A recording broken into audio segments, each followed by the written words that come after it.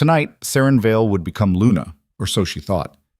Instead, she stood in the center of the ceremonial circle while her mate, the alpha heir everyone desired, looked straight through her like she was nothing. His hand reached out, not for her, but for her sister.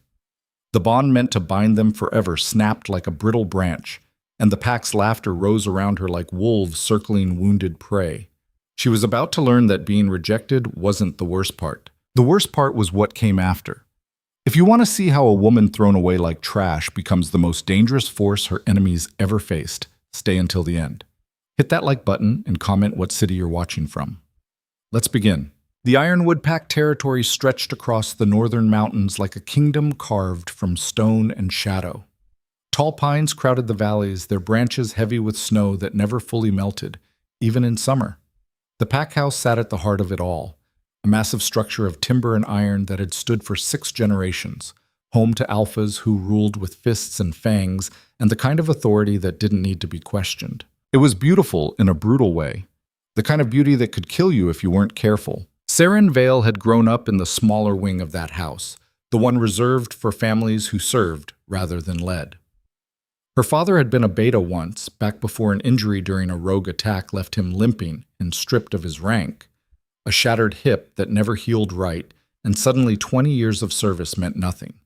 He worked in the stables now, mucking stalls and repairing fences, his pride buried somewhere beneath the weight of what he'd lost. Her mother worked in the kitchens, up before dawn, kneading bread and stirring pots while the alphas and high-ranking families slept in their warm beds. Seren had spent most of her childhood there, sitting on a stool in the corner, watching her mother's hands move with practiced efficiency. "Stay quiet," her mother used to say. "Don't draw attention. It's safer that way."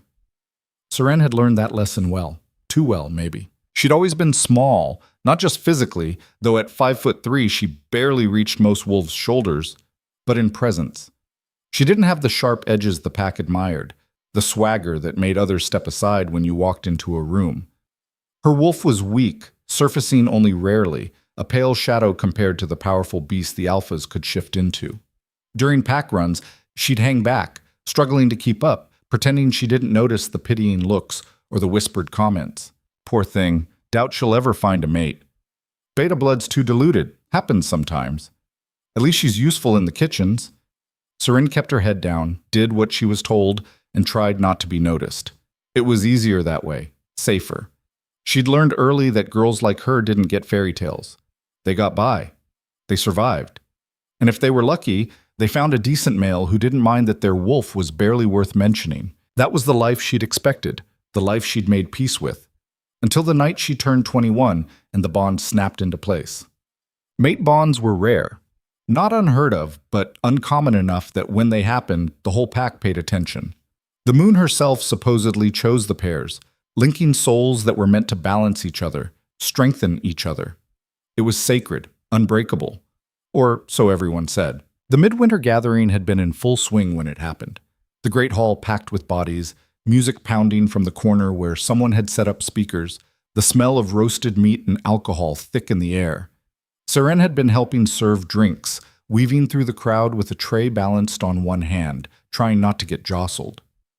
Then Darian Cross walked in, and the world tilted sideways. The bond hit her like a physical blow, a golden thread yanking tight in her chest, pulling her attention across the room to where he stood in the doorway. Tall, broad-shouldered, with dark hair that fell just past his collar and eyes like chips of ice. He was 24, the alpha heir, next in line to lead Ironwood when his father stepped down. Every unmated female in the territory had been circling him for years, preening and positioning themselves, hoping to catch his eye. Seren had never even spoken to him, but the bond didn't care about that. It pulled, insistent and undeniable, and when Darian's gaze swept the room and landed on her, she saw the exact moment he felt it too. His eyes widened, his nostrils flared. He went completely still, and for 3 heartbeats they just stared at each other across the crowded hall. Then someone bumped into Seren, knocking the tray from her hands. Glasses shattered on the floor. People turned to look, irritation flashing across faces. Seren dropped to her knees, scrambling to pick up the broken pieces, her face burning. When she looked up again, Darian was gone. She told herself she'd imagined it. The bond, the recognition in his eyes, all of it. Girls like her didn't get alpha heirs as mates. It didn't happen. Except 2 hours later, he found her in one of the storage rooms off the main corridor where she'd gone to grab more wine. He shut the door behind him, locked it, and crossed the small space in 3 strides. "You felt it," he said. Not a question. Seren's back was pressed against the shelving. Don't lie." His voice was rough, strained. "I can feel you. Right here." He pressed a fist against his chest, like a hook buried under my ribs. "I'm sorry, I didn't mean to." "Why the hell are you apologizing?" He laughed, but it sounded almost pained. "Do you know how long I've waited for this? How many females my father's paraded in front of me, trying to make me choose one?" He reached out, his fingers brushing her jaw, tilting her face up. "And the moon picks you." The way he said it, "you," sent a shiver down her spine, like she was something precious, something worth having. "I know I'm not what you expected," Seren whispered. "I'm just mine." He leaned down and kissed her, and it was like touching a live wire.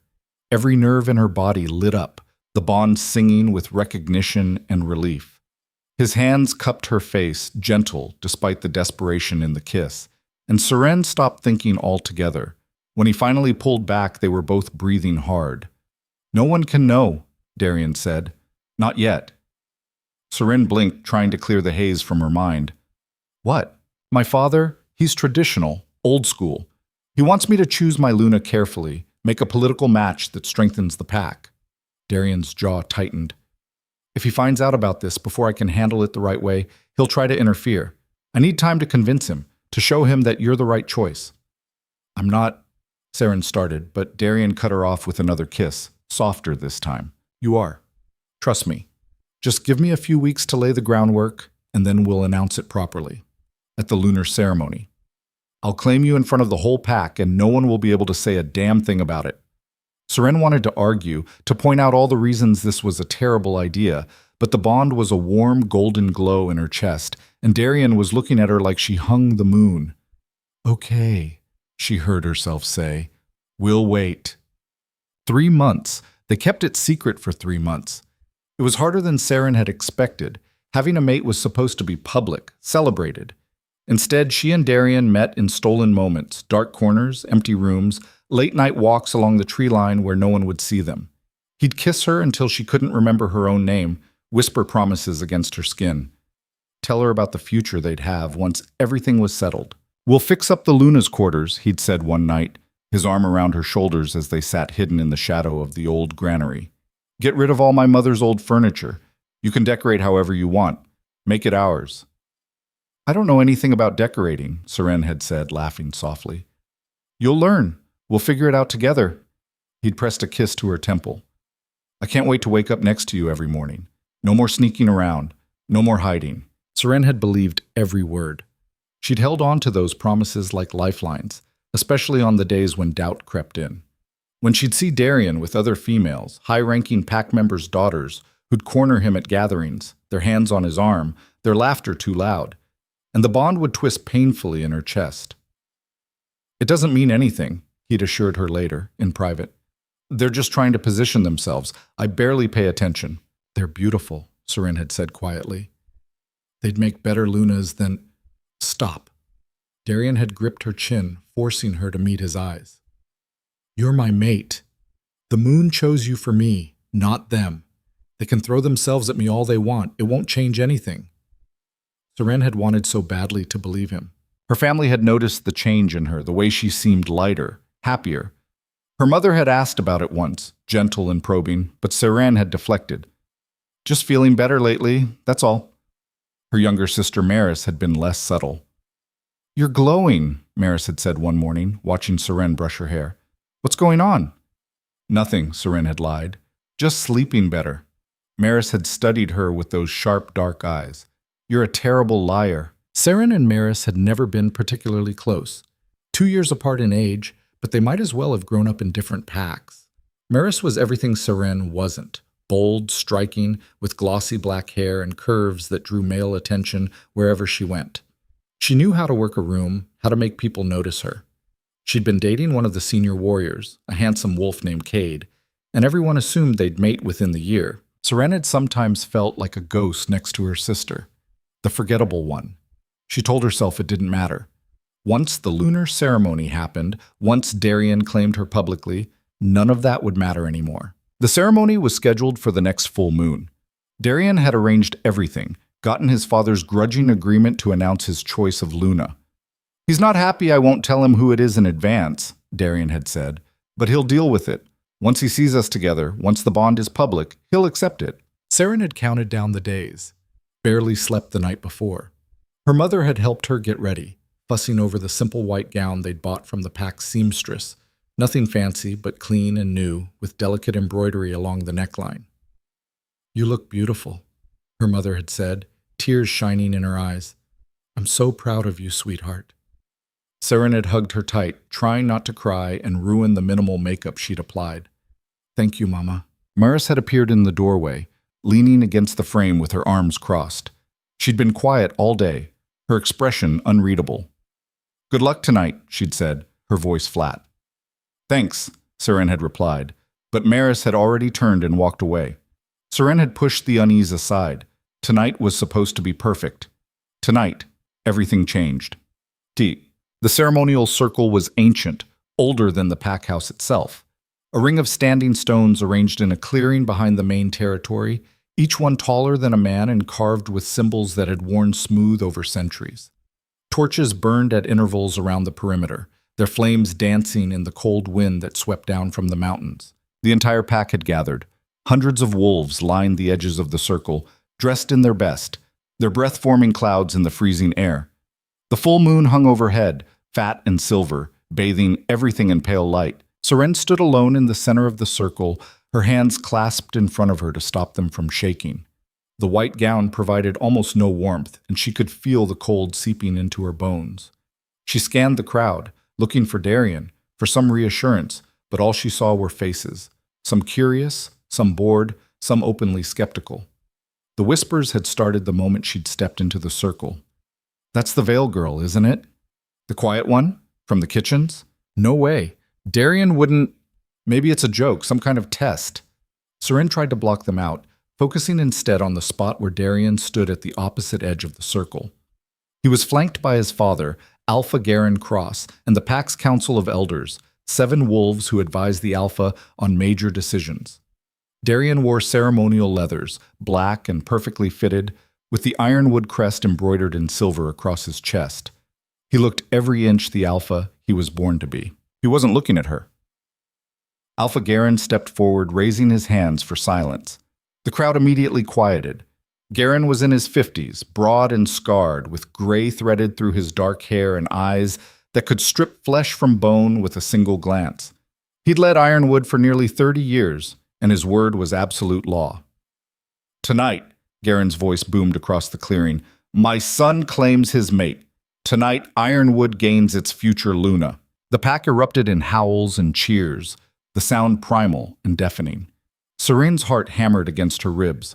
This was it. Any second now, Darien would step forward, take her hand, speak the claiming words. The bond would be public, official, unbreakable. The cheering began to falter as Darien remained motionless. Garen turned to his son, his expression hardening. "Darien, step forward and claim your mate." Darien's throat worked. He still wasn't looking at Seren. His gaze was fixed somewhere over her shoulder, and for the first time, something cold and heavy dropped into Seren's stomach. "Darien," Garen repeated, his voice sharper now. Darien took a breath. Then he turned and his hand extended, not toward Seren, but toward the edge of the circle behind her. Toward someone else. Seren spun around, confusion and dread mixing in her chest. Maris stepped out from the crowd. She wore a gown of deep crimson that hugged her curves like a second skin, the neckline cut low, the fabric shimmering in the torchlight. Her black hair was pinned up in an elaborate style, woven through with silver chains and moonstones that caught the light. She looked like royalty, like she'd been born to stand in that circle. She moved with absolute confidence, her chin high, her eyes locked on Darien. "No," Seren whispered. The word came out strangled, barely audible. "No, that's not..." Maris walked past her without a glance, her heels clicking against the frozen ground. The bond in Seren's chest twisted, a sharp, searing pain that made her gasp. Maris took Darian's outstretched hand, and he pulled her to his side. They stood together at the center of the circle, and the crowd had gone completely silent now. Watching. Waiting. Darian's jaw was tight. He still wouldn't look at Seren. I, Darian Cross, son of Garen, heir to Ironwood. His voice was formal, reciting the ancient words. Reject you, Seren Vale, as my mate. The bond screamed. I sever the tie between us. It snapped. Seren's knees buckled. She hit the ground hard, the impact jarring through her bones, but the physical pain was nothing compared to what was happening inside her. The bond, the golden thread that had connected her to Darian for 3 months, tore apart like tissue paper. It felt like someone had reached into her chest and ripped out a piece of her soul, leaving a raw, gaping wound that bled agony into every nerve. She couldn't breathe, couldn't think. The world had narrowed to that single point of pain, burning and burning and burning. She heard herself scream, but it sounded distant, like it was coming from someone else. Through the haze, she heard Darian continue. I claim Maris Vale as my chosen mate and future Luna of Ironwood. The pack exploded into noise, gasps, murmurs, a few scattered cheers. But Seren couldn't process any of it. She was folded over on the ground, her hands pressed against the frozen earth, trying desperately to hold herself together as the rejection sickness slammed into her. It was a known thing, rejection sickness. When a mate bond was severed, the one rejected suffered. Fever, nausea, weakness, sometimes for days, sometimes for weeks. In rare cases, it killed. Seren retched, her body convulsing, but nothing came up, just dry heaves that tore at her throat. Someone grabbed her arm, hauling her partway upright. She blinked through tears and saw one of the elders, a gray-haired female named Moira, looking down at her with something that might have been pity. Get up, Moira said quietly. Don't make this worse for yourself. Seren tried to stand, but her legs wouldn't cooperate. She sagged against Moira, her vision swimming. In the center of the circle, Darian pulled Maris into his arms and kissed her.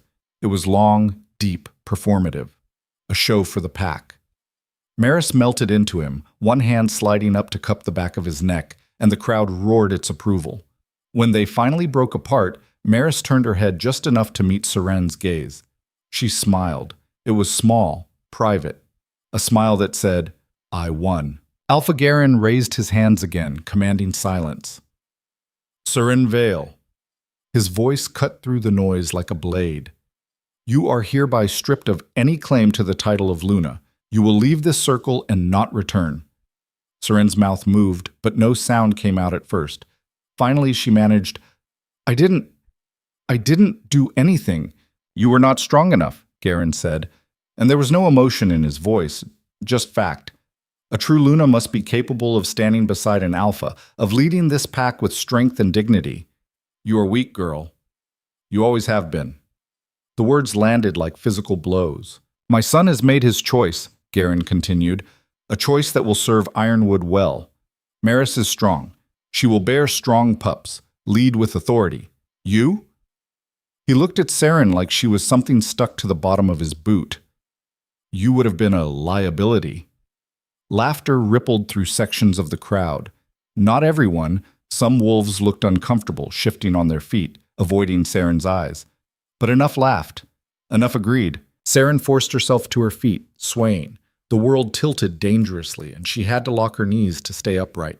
She looked for her mother in the crowd, desperate for a friendly face, but the torchlight made it hard to see. Shadows and faces blurred together. Her father was there, though. She spotted him near the back, his face pale, his mouth pressed into a thin line. He didn't move to help her, didn't speak up. No one did. Maris leaned into Darian, rising up on her toes to whisper something in his ear. Whatever she said made him chuckle, a low sound that somehow carried across the clearing. That sound broke something in Seren that she hadn't known could break.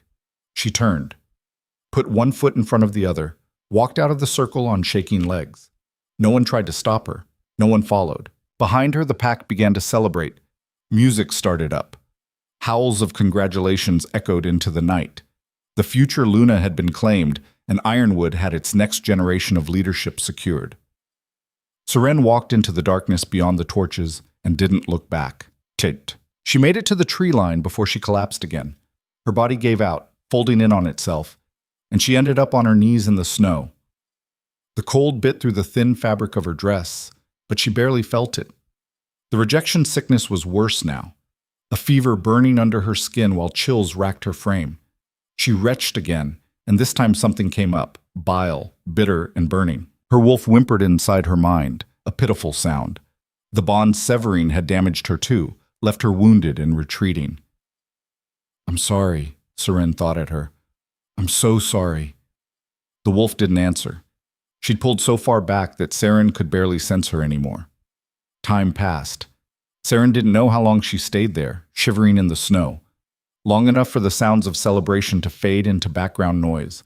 Long enough for the moon to shift position overhead. Eventually she heard footsteps crunching through the snow. "There you are," Maris's voice. Bright, cheerful, like she'd just run into an old friend. Seren didn't lift her head. She didn't have the energy. Maris crouched down a few feet away, careful to keep her crimson dress out of the snow. "You left before I could say goodbye. That's rude, you know." "Leave me alone," Seren managed, her voice hoarse. "In a minute. I just wanted to make sure we understood each other." Maris tilted her head, studying Seren with those dark, calculating eyes. "You're going to leave Ironwood, tonight, ideally. Tomorrow morning, at the latest." Seren finally looked up. "This is my home." "No." Maris's smile didn't waver. "This is my home now. I'm the future Luna. You? You're just leftovers, embarrassing leftovers that remind everyone of my mate's poor judgment. He chose me first, the bond. The bond doesn't mean anything if you're too weak to hold it." Maris stood, brushing off her dress. "Face reality, Seren. You were never strong enough for him. Everyone knew it. Even Darien knew it. He was just too polite to say so until I gave him a better option. You planned this." The words felt thick in Seren's mouth. You went after him. You knew about the bond and you—" "Of course I did," Maris laughed. "Did you really think you could keep it secret? Half the pack figured it out within a week. You were so obvious, sneaking around, getting all starry-eyed every time you walked into a room." She shook her head. "I saw an opportunity and I took it. That's what strong wolves do, Seren. We take what we want. You're my sister, and you're weak." Maris's expression didn't change. "I'm not going to apologize for being stronger than you, for being what this pack needs.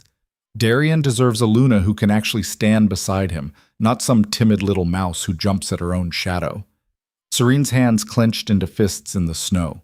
For the first time in her life, she felt something other than fear or resignation when looking at her sister. Something hot and sharp that cut through the fog of rejection sickness.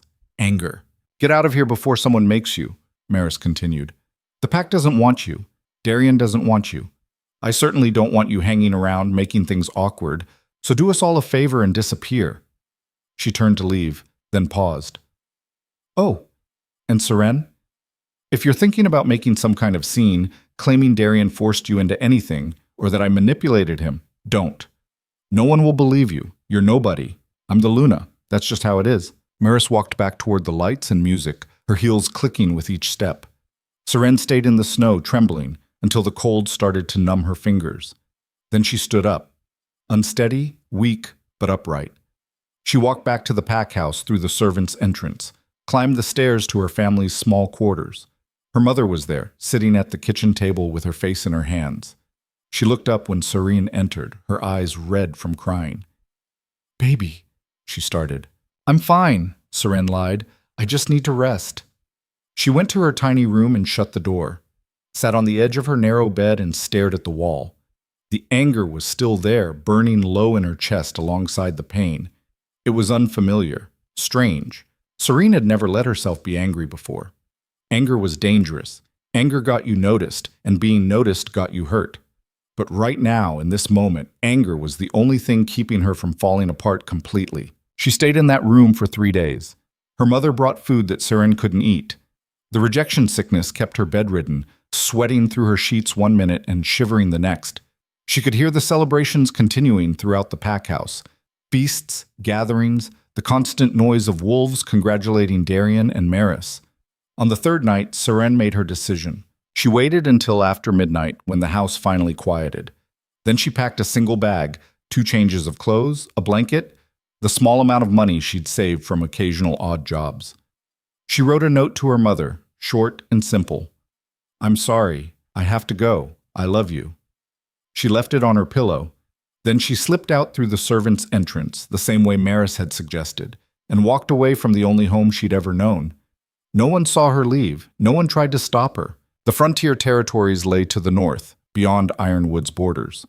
Wild land that no pack claimed, where the trees grew so thick the sun barely penetrated and the winters could kill you in a single night. Rogues lived there, wolves who'd been exiled or who'd chosen to leave pack life behind. Dangerous predators, both animal and shifter, roamed freely. It was the kind of place people went to disappear. Seren walked until dawn, until her feet bled through her worn boots and her breath came in ragged gasps. The rejection sickness still had its claws in her, making every step an effort. But she didn't stop. She couldn't go back. So she went forward into the wild darkness, alone. The frontier didn't care who you used to be. Seren learned that on day 5, when she collapsed beside a half-frozen stream and couldn't get back up. Her legs had given out completely, muscles cramping so hard she'd bitten through her lip trying not to scream. The rejection sickness had only gotten worse, fever spiking and dropping without warning, her stomach rejecting the few berries she'd managed to forage. Her wolf so deeply buried she might as well have been human. She lay there in the snow, staring up through the pine branches at a sky going gray with approaching dusk, and thought about just staying down, about closing her eyes and letting the cold do what it wanted. It would be easier than this, cleaner. Her wolf stirred for the first time in days, a faint, broken whimper that felt more like a ghost than an actual presence. "Get up." "Can't," Seren whispered. Her voice was hoarse, barely audible over the wind. "Get up." "There's nowhere to go. Doesn't matter. Get up." Seren didn't know where she found the strength, but she rolled onto her side, then her hands and knees. The world spun violently. She retched, dry heaving until her ribs ached, then forced herself to her feet. One step, then another. Through the trees ahead, she saw smoke. It was thin, nearly invisible against the darkening sky, but it was there. Smoke meant fire. Fire meant shelter, meant someone who knew how to survive out here. Seren stumbled towards it, using trees to keep herself upright when her legs threatened to buckle. The distance wasn't far, maybe a quarter mile, but it took her nearly an hour. By the time she saw the cabin, full dark had fallen and she was running on nothing but stubborn refusal to die alone in the woods. The structure was small, barely more than a hunting shack. Rough-hewn logs chinked with moss and mud, a stone chimney leaking that precious thread of smoke. No lights visible through the single window, but the door was solid and real and right there. Seren reached it, raised her fist, pounded 3 times before her strength gave out, and she collapsed against the doorframe. The door opened. A man stood there, backlit by firelight from inside. Tall, well over 6 feet, and broad through the shoulders in a way that said wolf, not human. Dark hair pulled back from his face, revealing features that would have been handsome if not for the scars. 3 parallel lines ran down the left side of his face, from temple to jaw, the kind of marks another wolf's claws left. His eyes were storm gray, hard and flat as river stones. He looked at Seren the way someone might look at an injured animal on the road, assessing, calculating whether it was worth the effort to help or better to put it out of its misery. "Please," Seren managed. "I just—" Her legs gave out. He caught her before she hit the ground. Not gently. His grip was functional, impersonal, but he caught her. The world tilted as he lifted her like she weighed nothing, carried her inside, and deposited her on a cot near the fireplace. "You're burning up," he said. His voice was rough, like he didn't use it often. Seren tried to answer, but unconsciousness pulled her under before she could form words. She woke in pieces. First came the awareness of warmth, real warmth soaking into her bones after days of brutal cold. Then the smell, pine smoke, leather, something cooking that made her stomach cramp with hunger. Finally, the pain. Her body ached everywhere, muscles stiff and protesting, but the fever had broken. The crushing weight of the rejection sickness had lifted just enough that she could breathe without feeling like her chest was caving in. Seren opened her eyes. The cabin's interior was spare. 1 room, maybe 15 feet square. The cot she was lying on, a rough-built table and chair, shelves holding basic supplies, a fireplace with a pot hanging over the flames, no decorations, no personal items except for weapons, a rifle mounted above the door, several knives of varying sizes, a bow and quiver in the corner. The man sat at the table, his back to her, working on something she couldn't see. He'd changed clothes since she'd arrived. Or maybe she'd been out longer than she thought. Dark pants, a heavy wool shirt with the sleeves rolled up to reveal forearms roped with muscle and more scars. Seren tried to sit up. Her body protested loudly, and she must have made some sound because the man turned. "Don't move too fast," he said. You've been out for 2 days." "Tushi," Seren's voice cracked. Her throat was desert dry. He stood, crossed to a bucket near the door, and filled a tin cup with water. Brought it to her without comment. Seren took it with shaking hands and drank. The water was cold, clean, and she had to force herself not to gulp it down too fast. "Thank you," she said when she'd drained half the cup. He grunted, went back to his chair. Seren looked down at herself. Someone had removed her torn, filthy dress and replaced it with clothes that were far too large. A man's shirt that hung past her knees, thick wool socks. Her few belongings sat in a neat pile on the floor beside the cot. The dress was gone, probably burned. Heat crept up her neck. "Did you? You were hypothermic. I wasn't going to let you die of modesty." His tone was matter-of-fact, completely uninterested. "There's stew. You should eat." He didn't wait for her response, just ladled some of the pot's contents into a wooden bowl and set it on the edge of the table within her reach. Seren's stomach growled audibly. She pushed herself upright, slowly, like he'd said, and managed to get her feet under her. The floor was cold even through the socks. She made it to the table on wobbly legs and sat in the other chair. The stew was simple: meat, root vegetables, some kind of wild grain, but it was hot and seasoned with salt and herbs. Seren ate slowly, forcing herself to take small bites even though every instinct screamed at her to shovel it down. The man watched her for a moment, then went back to what he'd been doing. Sharpening a knife, she realized. Long, methodical strokes of the whetstone. They sat in silence while Seren ate. It should have been awkward, but somehow it wasn't. The quiet felt neutral, safe even. When she'd finished half the bowl, all her stomach could handle, she set the spoon down. "I'm Seren." He didn't look up from the knife. "Ronan, thank you for helping me. I would have died out there." "Probably. I don't have anything to pay you with, but I can work. I can help." "Don't need help." Ronan tested the knife's edge with his thumb, nodded in satisfaction, and set it aside. "You can stay until you're strong enough to leave. After that, you're on your own." Seren's chest tightened. "I don't have anywhere to go." "Not my problem." "I know, I just—" She stopped. What was she doing? He'd saved her life, given her shelter and food, and here she was trying to negotiate for more. "I'm sorry, you're right. I'll leave as soon as I can." Ronan finally looked at her directly. His eyes were unreadable. "Your pack. I can smell it on you, even under the sickness. What are you doing out here alone?" Seren's hands clenched in her lap. "I left. Nobody just leaves." "I did." He studied her for a long moment. "Rejected," he said finally. It wasn't a question. Seren flinched. "How did you—" "Seen it before? The sickness has a particular smell. Your wolf's barely there." He leaned back in his chair. "Let me guess. Mate decided you weren't good enough, chose someone else." "My sister," Seren said quietly. Something flickered in Ronan's expression. Not sympathy, more like recognition. "That's rough." "Yeah." "What pack?" "Ironwood, Southern Territory." Ronan's eyebrows rose slightly. "Cross's pack. You walked 100 miles in your condition?" "I didn't really have a plan. I just walked." "Stupid." "I know." "You're lucky you found this place. Another night in the open would have killed you." He stood, crossed to the shelves, and pulled down a folded blanket, tossed it to her. "Get some more rest. You're still weak." Seren caught the blanket.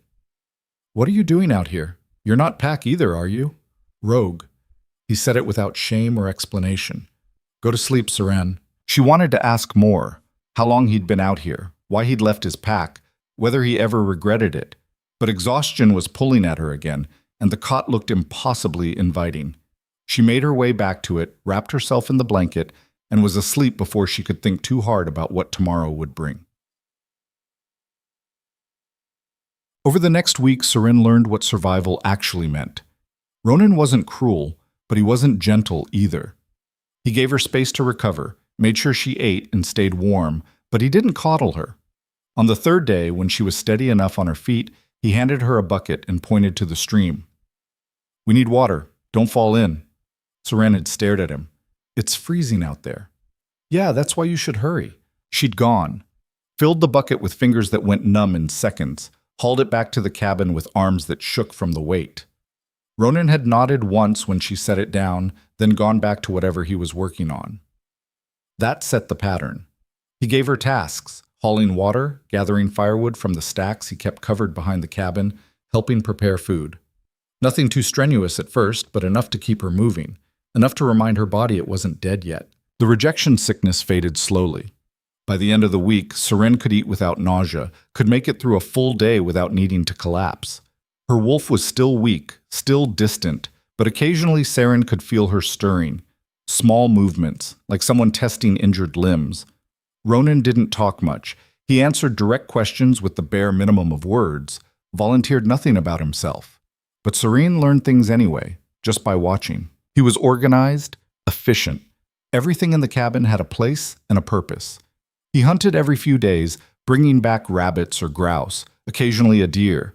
He knew which plants were safe to eat, how to read weather in the sky, how to move through the forest without making a sound. He was also dangerous. Seren had known that intellectually from the moment she saw him, but it became real the morning she woke to find him gone and 3 dead wolves lying in the snow outside the cabin. She'd stumbled out in a panic, thinking something had happened, and nearly tripped over the first body. Male, probably mid-30s, with his throat torn out. The other 2 were within 20 feet, same cause of death. Ronan appeared from the tree line, dragging a 4th body.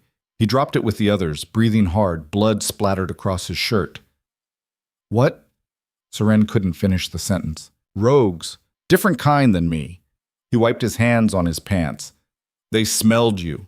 Thought they'd try their luck." "Are you hurt?" "No." He crouched beside the bodies, checking for anything useful. Found a decent knife on one, pocketed it. "Help me move these. Predators will smell the blood." They dragged the corpses a quarter mile from the cabin and left them for the scavengers. Ronan didn't explain further, didn't seem bothered by what he'd done. Seren scrubbed blood out of the snow near the cabin door and tried not to think too hard about how easily he'd killed 4 wolves. That night, she broke the silence over dinner. "How long have you been out here?" Ronan chewed thoughtfully. 5 years. "Why did you leave your pack?" "Didn't leave, got kicked out." Seren waited, but he didn't elaborate. "For what?" "Killing someone I wasn't supposed to kill." He met her eyes across the table. "He deserved it. Alpha didn't agree." "Oh, you afraid of me now?" Seren considered that. She should be. He was a trained killer living alone in the wilderness, and she was completely at his mercy. But when she reached for fear, all she found was a strange sense of calm. "No," she said. "Why not?" "Because if you wanted to hurt me, you would have done it already." Ronan's mouth twitched. Not quite a smile, but close. "Fair enough, Meg." 2 weeks in, Seren's body had recovered enough that the weakness was mostly gone. She could haul water without stopping to rest, could split kindling without her arms giving out. The rejection sickness had faded to a dull background ache. Still there, probably always would be, but manageable. Her wolf was a different story. Seren had always had trouble shifting. Even before the rejection, her wolf had been small and weak, reluctant to surface. Now she couldn't shift at all. The connection was too damaged, too frayed. She could feel her wolf's presence, that faint awareness in the back of her mind, but when she reached for her, there was nothing, just empty space where the transformation should happen. It terrified her. A wolf who couldn't shift was barely a wolf at all. She'd be weaker than humans, vulnerable in ways that could get her killed out here. Ronan hadn't said anything about it, but she knew he'd noticed, knew he was waiting to see if she'd recover, or if she'd be dead weight. She was in the clearing behind the cabin, trying again, when he found her. Seren had stripped down to just the borrowed shirt, her bare feet planted in the snow, trying to ignore the cold. She reached inward, calling to her wolf the way she'd been taught as a child. "Come on, please, I need you." Nothing. She tried again, pushing harder. The effort made her head pound, made her vision blur at the edges. Still nothing. "Stop!" Seren spun. Ronan stood at the edge of the clearing, arms crossed, watching her. "I have to figure this out," Seren said. "I can't stay like this. I'll die out here if I can't shift." "You're pushing too hard. That's not how it works." "Then how does it work?" The frustration boiled over before she could stop it. "Because nothing I do makes any difference. She's just gone." Ronan walked closer, his footsteps crunching in the snow. "She's not gone. She's hurt. Traumatized. The rejection damaged both of you. So what am I supposed to do? Give her time. Stop trying to force it." He paused. "When's the last time you actually listened to her? Not demanded, not begged, just listened." Seren opened her mouth to argue, then closed it. She couldn't remember. "Your wolf isn't a tool," Ronan said. "She's part of you. Treat her like it." He turned to go, but Seren's voice stopped him. "How do you know all this?" Ronan looked back over his shoulder. "I had to rebuild my connection after my alpha tried to strip it. Took me 8 months before I could shift again. I know what it's like. Will you help me?" He was quiet for a long moment. "I'll teach you what I know, but you have to do the work."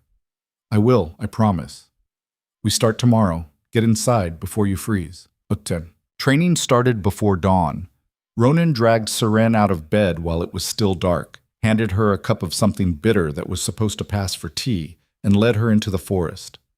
The temperature had dropped overnight, and her breath formed thick clouds in the air. "We're going to run," Ronan said, "in human form.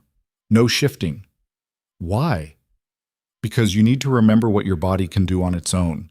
You've been relying on your wolf so long you forgot you're strong without her." "I'm not strong," Seren said. "I've never been strong." Ronan's expression was flat. "Then you'll die out here. Your choice." He took off running. Seren swore and chased after him. It was brutal. Ronan set a pace that had Seren's lungs burning within minutes, and he didn't slow down. They ran through the forest, dodging trees and jumping over fallen logs, the uneven terrain trying to twist her ankles with every step. Seren fell behind almost immediately. Her legs were longer than they used to be. The rejection had triggered some weird growth spurt, adding 2 inches to her height, but she still couldn't match Ronan's stride. "Keep up," he called back without slowing. Seren pushed harder. Her muscles screamed. Her side cramped. She wanted to stop, to give up, but something stubborn and angry inside her refused. They ran for what felt like hours. By the time Ronan finally stopped, the sun was up, and Seren was ready to collapse. She bent over, hands on her knees, gasping for air. "You're slow," Ronan observed. "Thanks," Seren wheezed. "Super helpful." "But you didn't quit." She looked up at him, confused. "Most wolves would have stopped after the first mile. You kept going." He tilted his head, studying her. "You're tougher than you think." "I don't feel tough." "Doesn't matter what you feel. Matters what you do." He turned and started walking back toward the cabin. "Same time tomorrow. We'll work on speed." Seren straightened, still breathing hard. Something warm flickered in her chest. Not the mate bond. That was gone forever. Something different, smaller, but real. Pride, maybe. But the days blurred into a routine, running at dawn until Seren's legs stopped shaking and she could actually keep Ronan in sight.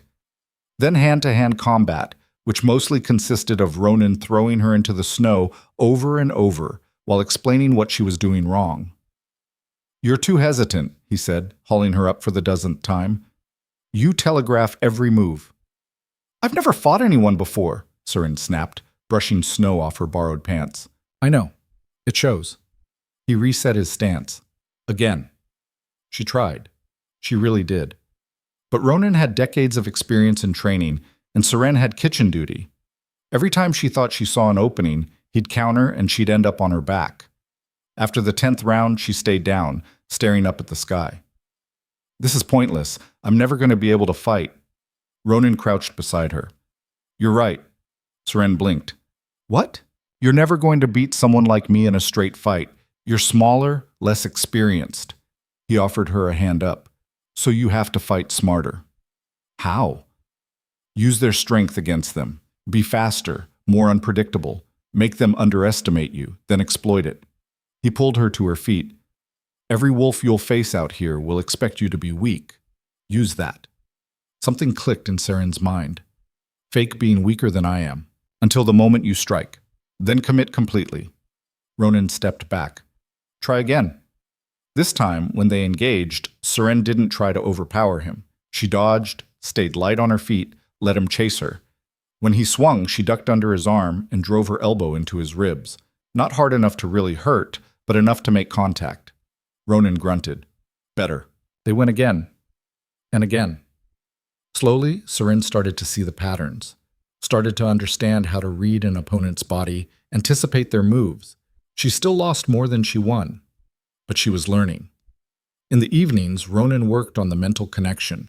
He'd sit across from her by the fire and make her meditate, reaching inward to where her wolf hid. Don't demand, he'd remind her. Invite. It was harder than the physical training. Seren's wolf was deeply traumatized, flinching away from contact like a beaten dog.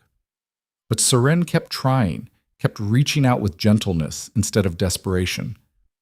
I'm sorry, she'd think. I'm sorry I couldn't protect us. I'm sorry I wasn't strong enough. One night, 3 weeks into training, her wolf finally answered. It wasn't words. Wolves didn't think in language. But Seren felt it, a brush of presence, warm and tired and sad. She opened her eyes, tears streaming down her face. She's there. She's still there. Ronan nodded. Keep working. The bond will heal. Set. 4 weeks in, everything changed. Seren was hauling water from the stream, moving on autopilot when she heard voices. Male voices. Rough and too close. She froze, the bucket forgotten. Smells fresh. Someone's living here. So? We need supplies. If they don't want to share, we'll take them. Seren set the bucket down slowly and crept toward the cabin. Through the trees, she could see them. 5 wolves, all male, all bigger than her. They were circling Ronan's cabin, peering through the window, testing the door. Where was Ronan? He'd left before dawn to check his traps. He might be miles away. One of the wolves kicked the door. The wood shuddered, but held. Break it down, another one said. Seren's heart hammered. All of Ronan's supplies were in there. His weapons, his food stores, everything they needed to survive the winter. She should run, should hide in the forest until they left. Instead, she stepped into the clearing. That cabin's occupied, she called out, her voice steadier than she felt. 5 heads turned. 5 sets of eyes locked onto her. The leader, a scarred wolf with graying hair, grinned. Well, look at this. Little lost lamb. Leave, Seren said. There's nothing for you here. I don't think so, sweetheart.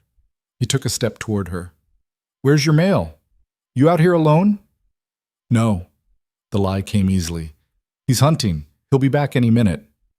Hunting, huh? The leader glanced at his companions. Boys, I don't smell anyone else. I think she's lying. They spread out, forming a loose circle around her. Seren's wolf stirred, anxious and afraid. Still too weak to shift, but present enough to scream danger. Last chance, Seren said. Walk away. The leader laughed. Or what, you'll... Seren didn't let him finish. She lunged forward, grabbed a piece of firewood from the stack beside the cabin, and swung it at his head with everything she had. He dodged, but not quite fast enough. The wood caught him across the temple. He staggered, blood streaming down his face. You bitch! The others rushed her. Seren had trained for this. 4 weeks of Ronan throwing her around, teaching her to fight dirty, to use her size as an advantage. She ducked under the first wolf's grab, drove her knee into the second one's groin, spun away from the third. But there were too many. A fist caught her in the ribs. Pain exploded through her side and she went down, gasping. Someone grabbed her hair, yanking her head back. Not so tough now, are you? Then a howl split the air. Ronan crashed into the clearing in wolf form, a massive gray and black beast that moved like violence incarnate. He hit the wolf holding Seren and tore his throat out before the male could even scream. The others scattered, but Ronan was faster. He brought down 2 more before they made it to the trees. The leader and one other managed to escape, crashing through the undergrowth in full retreat. Ronan shifted back to human, breathing hard, naked, and covered in blood. He looked at Seren. "You okay?" She nodded, still on the ground, holding her ribs. "They were going to rob you." "So you fought them?" It wasn't a question. He sounded almost impressed. "I tried. Didn't work very well." Ronan pulled her to her feet, surprisingly gentle. "You held off 5 wolves long enough for me to get here. I'd call that working pretty well." Seren looked at the bodies, at the blood steaming in the snow. She should feel horrified, guilty. She felt nothing but cold satisfaction. "Come on," Ronan said. "Let's get you inside. We need to check those ribs." As they walked toward the cabin, Seren's wolf stirred again, stronger this time, almost proud. "We survived," the wolf seemed to say. "Yeah," Seren thought back. "We did." Ronan wrapped her ribs with strips of cloth torn from an old shirt, his hands surprisingly careful for someone who'd just ripped out 3 throats. Seren sat on the edge of the cot, stripped down to her underthings, trying not to wince every time he pulled the binding tight. "2 cracked, maybe 3, he said, securing the wrap with a knot. "You'll heal, but it'll hurt for a while." "How long?" "Couple weeks if you're lucky, month if you're not." He stepped back, examining his work. "You did good out there." Seren looked at him. "I got my ass handed to me." "You bought time, that's all that mattered." Ronan pulled on a clean shirt, covering the blood that still streaked his torso.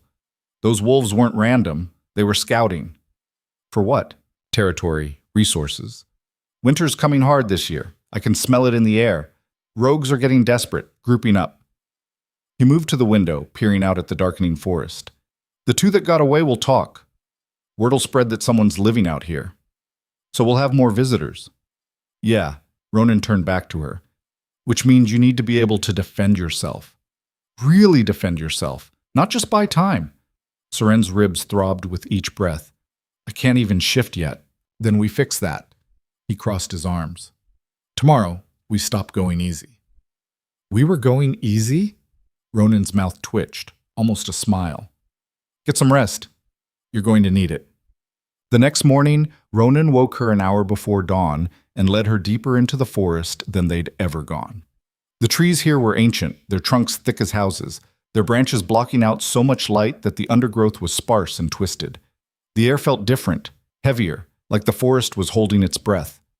"Where are we going?" Seren asked, her voice sounding too loud in the oppressive quiet. "Somewhere you can make noise without attracting the wrong kind of attention."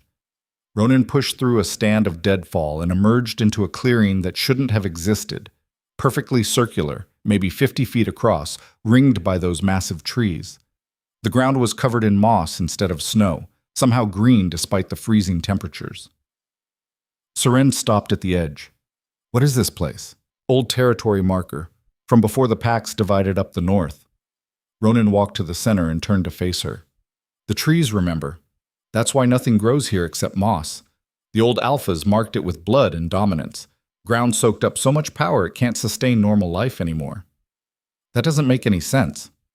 "Doesn't have to. It works." He gestured for her to join him. "Strip." Seren's hands went to the hem of her shirt. "What?" "You can't shift in clothes. You know that. Strip down and we'll start." She hesitated, but the look on Ronan's face was completely clinical. He'd already seen her half-dressed when he'd wrapped her ribs. This was just practical. Seren pulled off her shirt, then the borrowed pants, and stood in the center of the clearing in nothing but the cold air and her own skin. Her breath formed clouds. Goosebumps rose along her arms and legs. "Your wolf is scared," Ronan said. "She associates shifting with pack, with being judged and found wanting. Every time she surfaced in Ironwood, someone had something to say about how small she was, how weak. You need to break that connection." "How?" "By making it about survival instead of performance." He stripped off his own shirt, then his pants. "I'm going to shift and come at you. Your wolf will have 2 choices, surface and fight, or stay buried and let you die." Seren's eyes widened. "You're going to attack me?" "Not to kill, but I won't pull punches either." Ronan's expression was serious. "Your wolf needs to understand that hiding isn't safe anymore. It's the opposite of safe.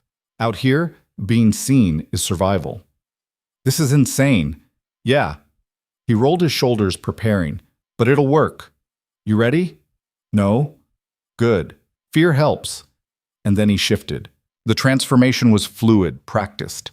One moment Ronan stood there in human skin, the next a massive gray wolf with storm-cloud eyes crouched in his place. He was easily twice the size of a normal wolf, his shoulders level with Seren's chest when she'd been standing. Scars marked his fur in pale lines, matching the ones on his human face. He gave her 3 seconds. Then he lunged. Seren's instinct screamed at her to run, but she'd learned better over the past month. Running triggered the chase response, made you prey. Instead, she dropped low, rolling to the side as Ronan's jaws snapped shut where her shoulder had been. Her wolf howled inside her mind, terrified, desperate. "Help me," Seren thought at her. "I can't do this alone." The wolf whimpered and retreated further, pressing herself into the darkest corner of Seren's consciousness. Ronan came again, faster this time. He caught Seren's calf with his teeth, not breaking skin, but the pressure was enough to make her cry out, enough to leave bruises. He released and backed off, circling, his eyes never leaving her. "Come on," Seren gasped, addressing her wolf. "Please, I need you. We need each other." Nothing. Just terrified silence. Ronan charged. This time he didn't hold back as much. He slammed into Seren's side, sending her sprawling across the moss. Her cracked ribs screamed. She tasted blood where she'd bitten her tongue. The impact knocked the air from her lungs, and she lay there gasping, trying to remember how to breathe. The wolf inside her was panicking now, scrambling against the inside of Seren's mind like a trapped animal clawing at a cage. "We're going to die," Seren thought. Not angry, just factual, matter of fact. "If you don't help me, we're both dead. Is that what you want? To die scared and alone because you were too afraid to fight?" Ronan's jaws closed around her forearm, gentle enough not to break bone, hard enough to hurt like hell. His teeth pressed into her skin, a promise of what those jaws could do if he wanted. And something inside Seren snapped, not broke, snapped into place, like a dislocated joint resetting. The connection between her and her wolf suddenly blazed with clarity, all the damage from the rejection burning away in an instant of pure primal need. The shift hit her like lightning. Her bones restructured with sounds like green wood cracking. Her muscles tore and reformed, fibers weaving themselves into new configurations. Her senses exploded outward, smell, hearing, sight, all sharpening to painful intensity. She could smell Ronan's blood, old and new, could hear a rabbit's heartbeat 300 yards away, could see individual pine needles on trees at the clearing's edge. It hurt worse than anything she'd ever experienced. Worse than the rejection, worse than the sickness, worse than every moment of the past 4 months combined. And then she was four-legged and furious. Seren's wolf was small, had always been small, pale gray, almost silver, built lean where other wolves were bulky. Her legs were longer proportionally, made for running rather than wrestling. But when she twisted in Ronan's grip and sank her teeth into his shoulder, when she tasted his blood hot and copper on her tongue and heard his surprised grunt, she felt anything but weak. Ronan released her and backed off. He shifted back to human, blood running down his shoulder in thin rivulets, and he was grinning like she'd just given him a gift. "There she is," he said. Seren tried to shift back but couldn't figure out how. The wolf was in control now, drunk on the rush of finally being free after months of suppression. The world was so much sharper in this form. She could smell everything, hear everything, feel the individual blades of moss beneath her paws. She circled Ronan, growling low in her chest, uncertain whether he was still a threat or not. "Easy," Ronan said, holding up his hands. Blood dripped from his fingers. "It's done. You did it. Now come back." But Seren couldn't. The wolf didn't want to retreat again, didn't want to go back to being trapped and voiceless. She'd been buried too long, ignored too long, and now that she was free, she wasn't going back willingly. She backed toward the edge of the clearing, preparing to bolt into the forest, to run and never stop running. "Seren." Ronan's voice dropped into command, alpha voice, the kind that made lesser wolves bare their throats without thinking. "Back now." The wolf snarled at him. She wasn't lesser. She wasn't going to submit just because his voice got deep and commanding. Ronan sighed. "Okay, hard way then." He shifted again, and this time when he came at her it wasn't practice. It was a real fight. They clashed in the center of the clearing, teeth and claws and desperate scrambling. Seren was faster. Her lighter build let her change direction mid-stride, let her duck under his attacks. But Ronan was experienced, had been fighting for decades, and he knew how to read an opponent's body. He pinned her within seconds, his jaws at her throat, his weight crushing her into the moss. She struggled, twisting and snapping, but couldn't dislodge him. He didn't bite down, just held her there, patient and implacable, until the wolf stopped struggling, until she went limp beneath him, finally understanding that this was a fight she couldn't win. When he finally released her and stepped back, Seren managed to drag herself back into human skin. The shift back hurt less than the shift out. Her body remembered the shape now, knew how to fold back into it. But she still ended up on her hands and knees, gasping, her hair hanging in her face. That, Ronan said, human again and breathing hard, was interesting. I couldn't control her, Seren said. Her voice was hoarse, raw. She just took over. Wouldn't let go. First time back is always rough. The wolf's been caged so long she doesn't trust you to let her out again. You'll get better. Learn to share control instead of fighting for it. He offered her his hand. But you shifted. Your wolf answered when it mattered. That's what counts. Seren let him pull her up. She was shaking, exhausted, covered in sweat despite the cold. But underneath the fatigue was something else. Something bright and fierce and alive. She'd done it. After months of being broken, of thinking she'd never be whole again, she'd shifted. Again tomorrow, Ronan said. We keep working until you can control the transition both ways. Until your wolf trusts you enough to surface when you ask and retreat when you need her to. Seren nodded, still catching her breath. Okay. They walked back to the cabin in silence. Halfway there, fully dressed again in the clothes they'd left at the clearing's edge, Seren's wolf stirred. Not panicked this time, just present. Watching through Seren's eyes with interest instead of fear. Thank you, Seren thought at her. The wolf didn't answer in words. Wolves didn't think in language, didn't have the structures for it, but Seren felt her satisfaction. Her relief at finally being heard, finally being valued as more than a weakness to be hidden. They were going to be okay. Over the next 2 weeks, they worked the clearing every morning. Shifting got easier each time. The transition smoother.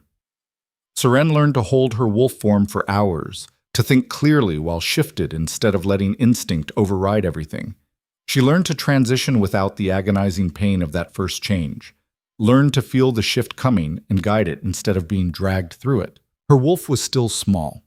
That wasn't going to change. It was built into her bones, into her genetics. But small meant fast.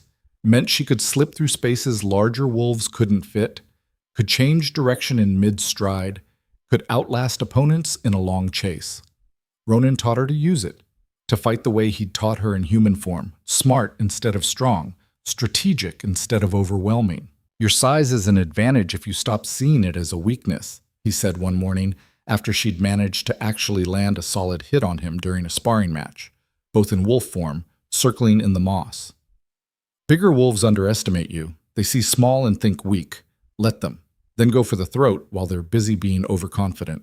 They were in the clearing 2 weeks after that first successful shift, both in wolf form, when Seren caught a scent that made her hackles rise. Foreign wolves. Multiple. Close. Ronan smelled it too. He shifted back to human immediately, his expression grim. Get dressed. Fast. They made it back to the cabin in minutes. Ronan grabbed his rifle from above the door, loaded it with practiced efficiency. His hands were steady, mechanical. How many? He asked. Seren had shifted back, was pulling on clothes with shaking hands. At least 6, maybe more. The wind's making it hard to tell. The ones from before. They came back with friends. Ronan moved to the window, peering out through the gap in the shutters. They're surrounding us. 3 from the north, 2 from the east, more coming from the south. What do we do? We fight. He tossed her one of the knives from his collection. The blade spun through the air, and she caught it by the handle. Or we run. Your choice. Seren looked at the knife. The blade was balanced perfectly, sharp enough to shave with. She thought about the cabin, the supplies, the only safe place she'd known since leaving Ironwood. Thought about giving that up, Running again, always running, never having anywhere that was hers. "I'm tired of running," she said. Ronan looked at her for a long moment. Something shifted in his expression. Approval, maybe. Respect. "All right then. Welcome to the Frostmark Wilds, where you fight for every inch and nothing comes easy." The first wolf broke through the door 20 seconds later. The wood splintered, the hinges tearing free from the frame. A massive brown wolf squeezed through the opening, lips pulled back from teeth designed to crush bone. Ronan fired. The shot was deafening in the enclosed space. The brown wolf yelped and went down, blood spreading across the floor. Two more came through the broken door. Ronan fired again but missed. They were moving too fast, splitting apart. One went for Ronan, the other for Seren. Seren shifted mid-leap, her wolf form small enough to duck under the attacking male's guard. She went low, teeth finding his front leg, biting down hard. Bone crunched. He screamed and tried to shake her off, but she held on, worrying at the leg until she felt it give completely. When he collapsed, she shifted back, grabbed her knife from where it had fallen, and drove the blade into his throat before her conscience could catch up with her actions. Blood sprayed hot across her face and chest. The wolf made a horrible gurgling sound and went still. Someone grabbed her from behind, human hands, not paws. She twisted, slashed with the knife, felt it connect with flesh. The grip loosened and she scrambled away, heart hammering. Ronan was fighting three at once in the corner, his wolf form a blur of gray fur and controlled rage. But there were too many. For every one they took down, two more seemed to pour through the broken doorway. Seren shifted again, using her speed to dart between opponents, creating confusion. She was smaller, harder to track in the chaos. She caught one wolf by surprise from behind, her teeth finding the back of his neck. The taste of blood filled her mouth, hot, metallic, wrong, and she wanted to gag, but she held on until he stopped moving. A massive brown wolf, different from the first, even larger, caught her with a paw that felt like getting hit with a hammer. Seren flew sideways, hit the wall hard enough to crack the wood, shifted back to human from the sheer impact. Her ribs, barely healed from the last fight, screamed in protest.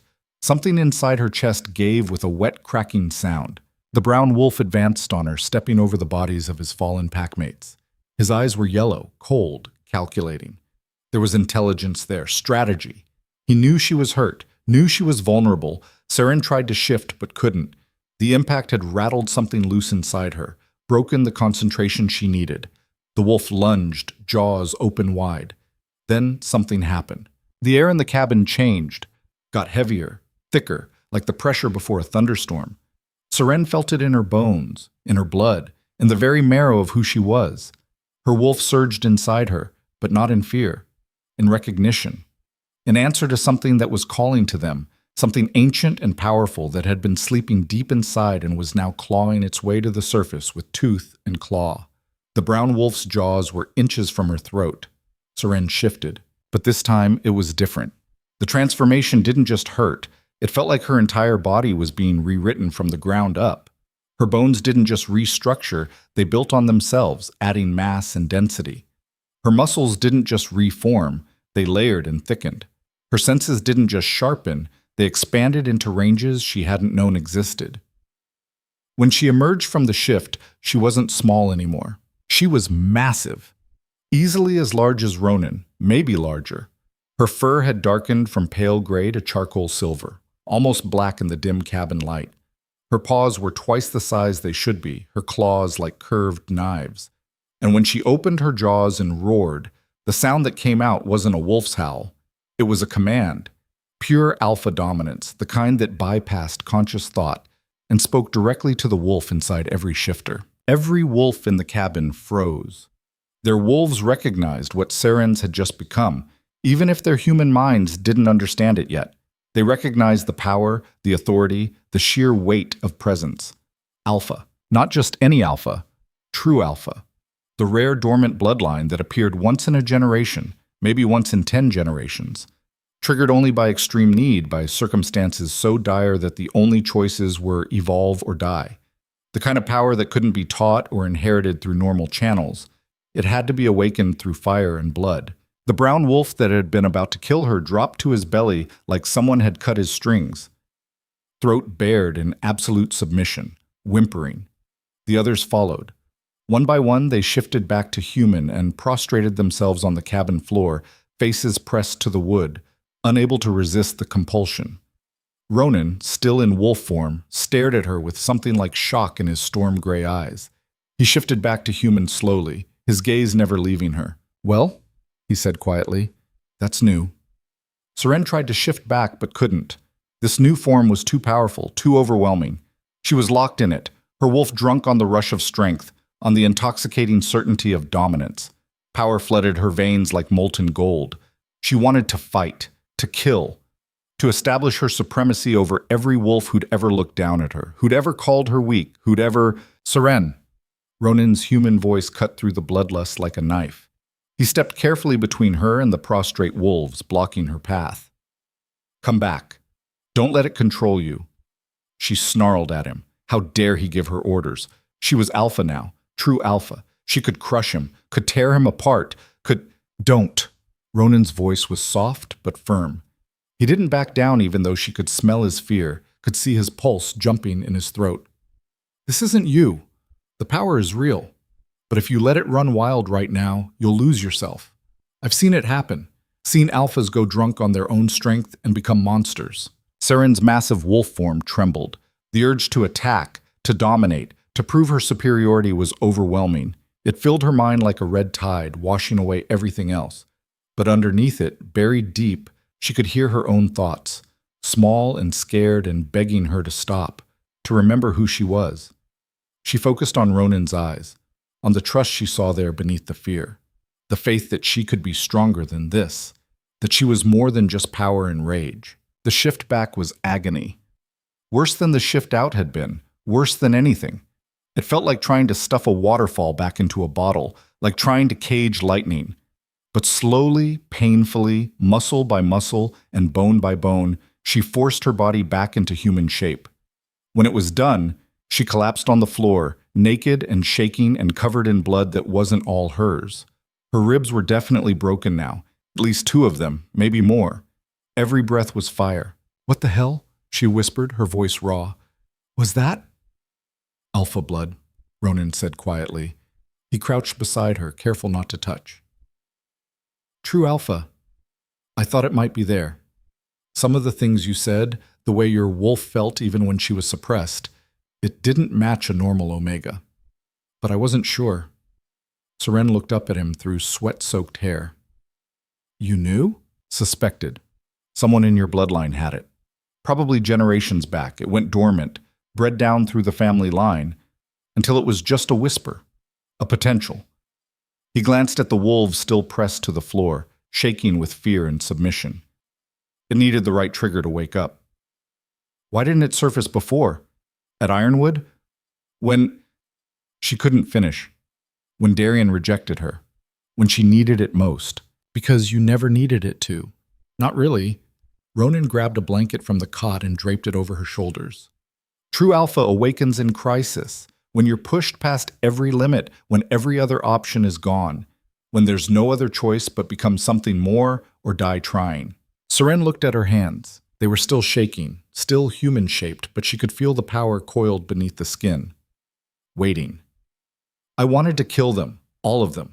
I wanted to rip them apart and make them bleed, and I know. The power comes with instincts you're not used to. Dominance, territoriality, the need to establish hierarchy. You'll learn to control it." He stood, his own injuries beginning to show now that the adrenaline was fading, claw marks across his ribs, a bite on his shoulder. "But right now, we have a different problem." He gestured to the prostrate wolves. 8 of them, all male, all bigger than Seren had been before the awakening, all waiting for her judgment like condemned prisoners. "They're submitting to you," Ronan said. "Your alpha presence overwhelmed their wolves completely. They literally can't help it. It's hardwired into their instincts. When a true alpha gives a command, lesser wolves obey. Period." "What am I supposed to do with them?" "That's your call. You're alpha now. They're yours unless you release them or exile them or kill them." He paused. "All 3 are acceptable options." Seren stared at the wolves. Some were injured from the fight, bleeding from Ronan's bullets, from her teeth. All were terrified. She should hate them. They'd come here to kill her and Ronan, to take their supplies and leave them to freeze. But looking at them now, she just felt tired tired and in pain and overwhelmed by everything that had just happened. "Get up," she said.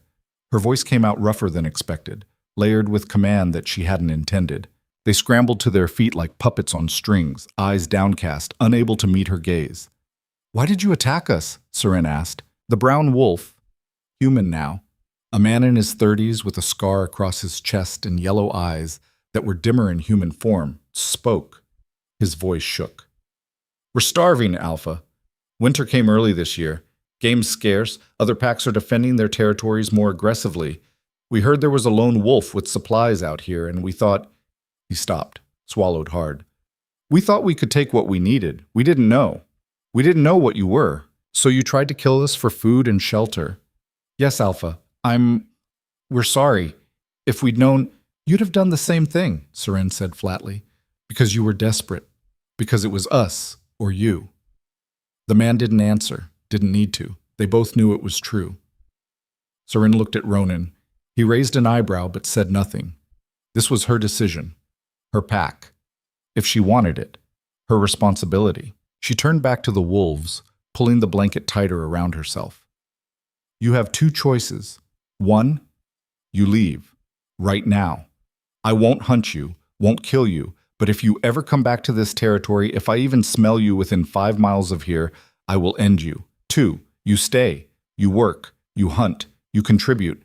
You follow my rules and you earn your keep, and you swear loyalty to me." The brown wolf looked up, confusion clear on his scarred face.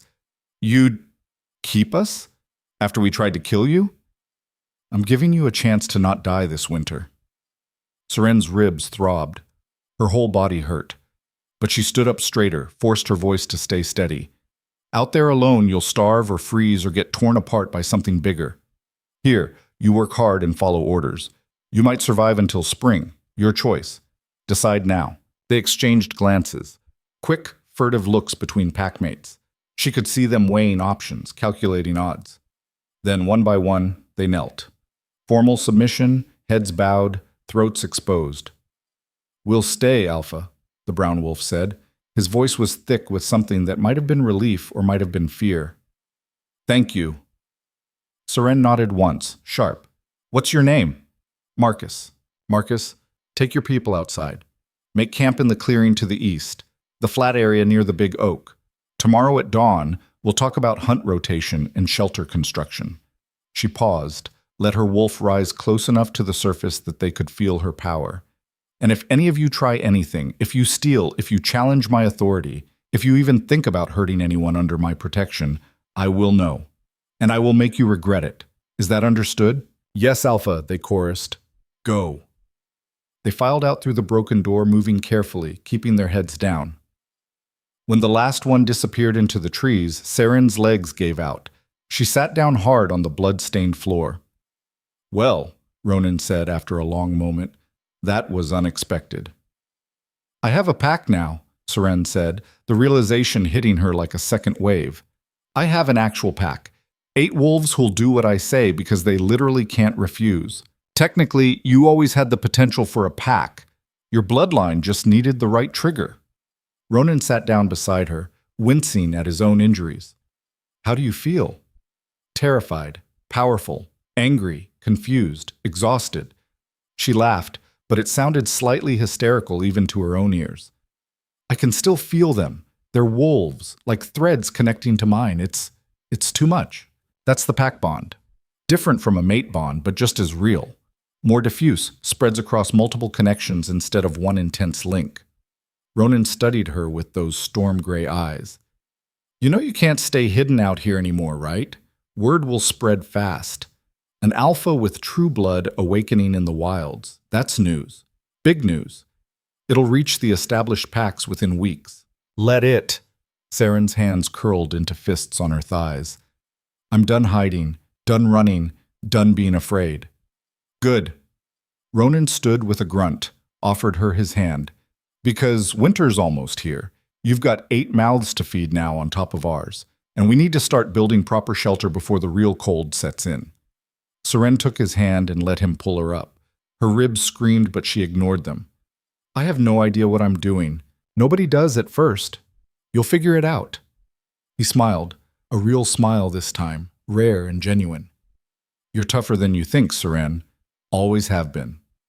Outside, through the broken door, she could hear her new pack setting up camp, hear Marcus giving orders in a quiet voice, organizing, establishing a temporary hierarchy. Her pack. The words still didn't feel real. But when her wolf stirred, proud and satisfied and no longer afraid, Seren thought maybe they could make it real. Maybe they could build something here that was worth keeping. She just had to survive long enough to see it through. The next 2 months tested everything Seren thought she knew about leadership. Building a camp that could house 10 wolves through a northern winter turned out to be back-breaking work that made her previous training with Ronan look like a warm-up exercise. They felled trees in temperatures so cold the sap froze mid-cut, their axes ringing against wood hard as iron. Constructed rough cabins with logs that warped and split, that didn't fit together properly the first 3 tries, that leaked snow through gaps they'd sworn they'd sealed. Marcus and his wolves worked harder than Seren had any right to expect. They were grateful, yes. Grateful not to be starving, not to be wandering alone through hostile territory waiting for something bigger to kill them. But gratitude only carried you so far when your hands were cracked and bleeding, when your back screamed from hauling timber, when you went to bed exhausted and woke up to do it all again. Seren's ribs healed slowly, the bone knitting itself back together with the enhanced speed of shifter physiology, but still taking weeks. She wrapped them tight every morning with strips of cloth, pulled on her clothes, and pretended they didn't hurt when she lifted logs or swung an axe or climbed onto roofs to patch holes. Ronan knew she was lying. He always knew, but he didn't call her on it directly, just adjusted work assignments so she did less heavy lifting and more planning, more organizing, more thinking 3 steps ahead. "You're the alpha," he said one morning when she protested the change. "Your job is to lead, not break your back trying to prove you can do everything yourself." "I can't ask them to do things I won't do," Seren argued. "That's not leadership." "It's exactly leadership. Knowing when to delegate, knowing your own limits, using your strengths where they matter most." He handed her a piece of charcoal and a flat slab of bark. "Draw me a layout for the storage cellar. Marcus and Thomas can dig. They're stronger. You can think. You're smarter." It chafed. Everything in Seren wanted to be out there with her hands in the dirt, proving she could work as hard as anyone. But Ronan was right, and she knew it. She started spending more time planning, sketching layouts, organizing supply runs, thinking about winter stores and hunt rotations, and how to keep 15 wolves fed when game was scarce. Her alpha instincts helped with that. She could feel her pack through the bonds, could sense when someone was struggling or hiding an injury or lying about how much food they'd eaten, could anticipate problems before they became disasters. The pack bonds themselves were strange, different from what she'd expected. Each wolf felt distinct. Marcus was steady, solid, like bedrock. Jessa burned bright with determination. Thomas carried a deep vein of anger he kept carefully controlled. Seren could feel all of them, their emotions and physical states bleeding through the connection in ways that were sometimes overwhelming. "You'll get used to it," Ronan told her one night when she complained about the constant background noise of other people's feelings. "Eventually, you'll learn to filter, to turn down the volume when you need to focus." "How long did it take you?" "I was never true alpha. Different situation." He poked at the fire. "But probably a year before I stopped feeling like my skull was crowded with other people's thoughts." "A year?" Seren tried not to think about that. Hunting became routine, though it was never easy. The game was scarce, and getting scarcer as winter approached. They ranged far from camp, 10, 15, sometimes 20 miles, competing with bears and mountain lions and other wolf packs for every deer and elk. The animals knew winter was coming, and they were nervous, alert, harder to track than they should have been. But Seren's wolf was built for the long chase, smaller, lighter, able to run for hours without tiring. And when she led hunts, the pack bonds meant the others could feel her intentions, could coordinate without words or hand signals. They developed a rhythm. Seren and 2 others would run the prey into an ambush point where the rest waited. Clean, efficient, effective. They brought down a bull elk on their 4th hunt together. It was a perfect kill. Seren had run it for 3 miles while Marcus and Thomas circled ahead. Then all 3 had converged at once. The elk went down fast, and they dragged it back to camp in shifts. The pack ate well that night. Roasted meat, the smell of fat dripping into the fire. everyone's bellies full for the first time in weeks. "You're a natural at this," Marcus said, gnawing meat off a rib bone. "Leading, I mean. The way you coordinate everyone, keep track of who's where, never would have guessed it from—" He stopped, looking uncomfortable. "From what?" Seren prompted. "From how you were when you first got here. Half dead, beaten down, could barely stand upright." He met her eyes. "Sorry, Alpha, but it's true." Seren looked at the fire, at her pack gathered around it. 14 wolves who followed her because their instincts demanded it, but who stayed because she'd given them something worth staying for. "I was beaten down, broken. This place changed me." "No." Ronan spoke from his usual spot at the edge of the circle, neither fully in nor fully out. "This place just gave you room to become what you already were. The power was always there, sleeping. You just needed the right circumstances to wake it up." Seren wanted to argue, but looking at her pack, at wolves who'd been rogues, outcasts, failures by their old pack standards, now working together and surviving, she thought maybe he was right. Other rogues came as a word spread. Some showed up alone, half-starved and desperate. Others arrived in pairs or small groups, having heard rumors of a new pack forming, of an alpha who took in strays. Seren learned to evaluate them fast. The genuine ones had a look in their eyes, exhaustion, wariness, but also hope. They asked permission to approach, kept their body language submissive, were willing to work for their place. The opportunists were different. They swaggered in like they owned the territory already, evaluated Seren with calculating eyes, talked about what they could bring to the table like they were doing her a favor. She accepted the desperate ones, turned away the opportunists, and when some of them decided to challenge her authority rather than leave peacefully, she fought. Her first real challenge came 3 weeks after the initial attack. A male named Cain showed up claiming he wanted to join. He was massive, bigger than Marcus, broader than Ronan, with scars that said he'd survived more than his share of fights. And the way he looked at Seren made her wolf's hackles rise. "I'll join your pack," Cain announced, not asked.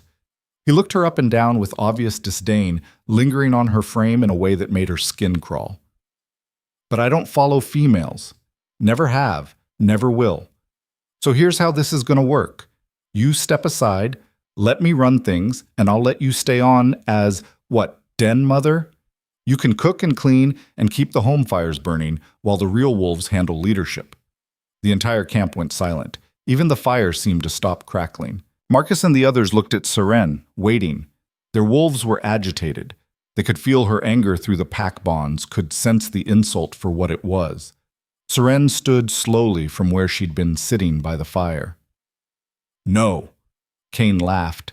It was a deep, mocking sound that echoed off the trees. "No? You think you can stop me, little girl? You might have alpha blood, but you're still just—" "You want to challenge me." Seren cut him off, her voice dropping into the command register that made lesser wolves flinch. "Fine, but when I win, and I will win, you leave. You don't come back. You don't tell anyone where we are or how many we have or what we're building. You disappear into the wilderness and you pray I never catch your scent again." "And when I win?" Cain's smile was all teeth. "I take everything. Your pack, your territory, you." Seren's wolf surged, furious. "You won't."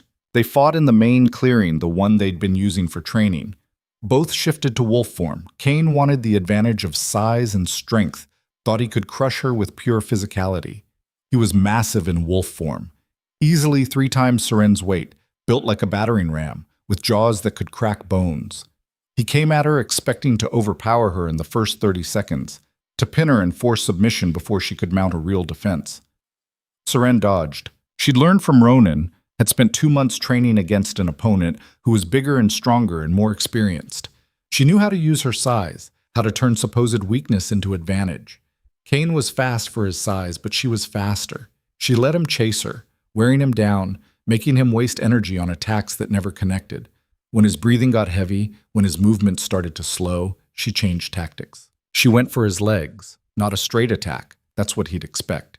She feinted toward his throat, watched him rear up to defend, then darted underneath and sank her teeth into his left front leg, found the tendon, the vulnerable spot Ronan had taught her to target, and bit down hard.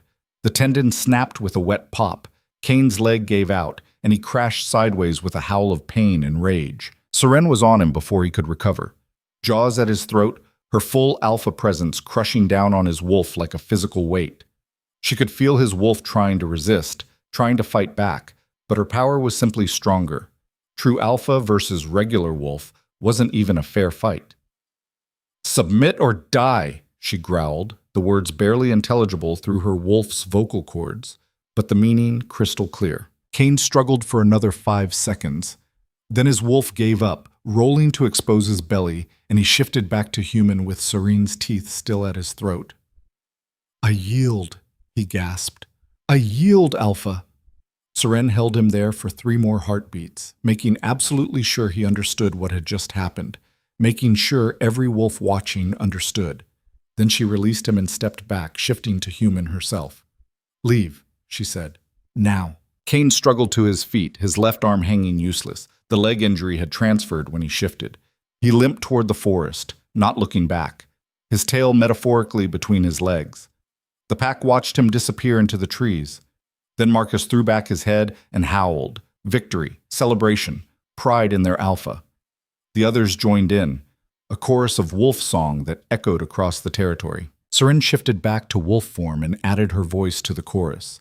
Her wolf sang with dominance and satisfaction, with the bone-deep certainty that this was her pack, her territory, her right to defend. Word spread after that. Not just that there was a new pack in the wilds, but that the alpha was strong, dangerous, that challenging her was suicide. More wolves came, but fewer tried to fight. Most submitted immediately, their wolves recognizing her power and deciding survival was more important than pride. By the time the first real snow fell in late November, they had 17 wolves. Not huge for a pack, Ironwood had over 100, but solid, loyal. Wolves who'd earned their place and knew the value of what they were building. They held a meeting one night to choose a name. Marcus suggested Frostmark, after the territory they'd claimed. Jessa liked it. Thomas thought they should call themselves something more aggressive, Bloodfang or Shadowclaw, or something that sounded dangerous. "We don't need to sound dangerous," Seren said. "We need to be dangerous. The name should reflect the land, not compensate for weakness we don't have." They voted. Frostmark won by a wide margin. The Frostmark Pack. It felt right saying it out loud. Simple, honest, connected to the harsh, beautiful territory they'd claimed. 4 cabins stood in the camp now, rough built but solid enough to keep out the worst of the winter. A smokehouse for preserving meat, built slightly downwind so the smell wouldn't attract predators to the main camp. Storage cellars dug into the hillside, packed with smoked venison and elk, with dried berries and roots, and the few vegetables they'd managed to trade for from a passing merchant. It wasn't much.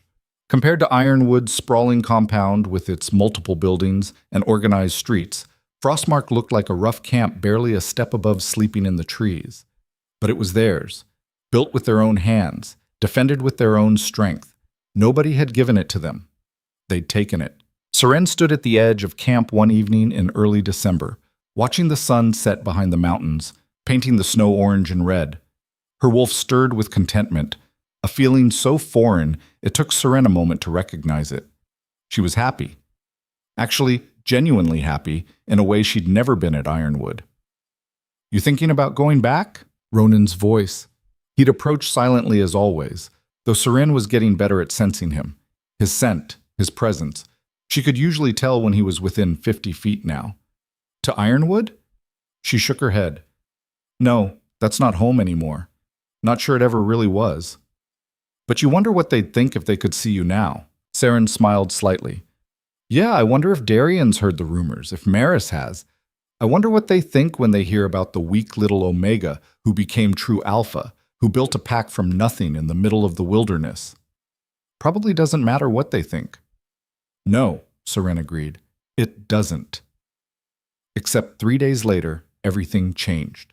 Seren was in the main cabin going over winter supply calculations with Marcus and Jessa when Thomas burst through the door.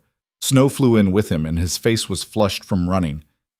"Alpha, you need to see this." He was breathing hard. "At the southern border, now." Seren was on her feet immediately. "What is it?" "Envoy, from Ironwood. 30 wolves, full formal guard, carrying the truce banner. The charcoal stick Seren had been using snapped in her hand. What? I counted them myself. 30 warriors in ironwood colors standing at the border like they're waiting for permission to enter. Thomas's eyes were wide. Alpha, Ironwood is 300 miles south. They sent 30 wolves through hostile territory in early winter. Whatever they want, it's important enough to risk the journey. Seren looked at Marcus. Gather everyone. Battle ready, but don't engage unless they attack first. I want the whole pack visible when we meet them. Marcus nodded and ran to spread the word. Ronan appeared in the doorway. He must have heard the commotion. You want me to come? Yes. Seren grabbed her heavy coat, the one lined with rabbit fur. If Ironwood came all this way, I need to know why, and I need them to see what we've built. They walked to the southern border, Seren's entire pack at her back. 17 wolves, including Ronan, all dressed for winter, all armed with knives and axes and the kind of confidence that came from surviving genuine hardship. They moved in formation, not military precise like a traditional pack, but coordinated, unified. The border was marked by a frozen stream that cut through a clearing. On the far side, exactly as Thomas had described, stood 30 ironwood wolves. They were in formal dress, black leathers with the ironwood crest embroidered in silver thread, ceremonial but functional. Standing in precise formation with military discipline, every wolf in position like pieces on a game board, and at the front, holding the white truce banner that snapped in the winter wind. Darien. Serene's heart stuttered. Then her wolf surged up, and the momentary weakness vanished under a wave of cold fury. He looked the same. Dark hair maybe a little longer than she remembered, ice-blue eyes that had once looked at her with desire, and then with nothing at all. That bearing that said Alpha Heir, born to lead, raised to command. He wore formal leathers with the Cross family crest prominent across his chest, a wolf's head in profile, howling at a crescent moon. When his gaze landed on Seren, his whole body went rigid. His eyes widened. His mouth actually fell open slightly before he caught himself. She knew what he was seeing. She'd changed in 5 months.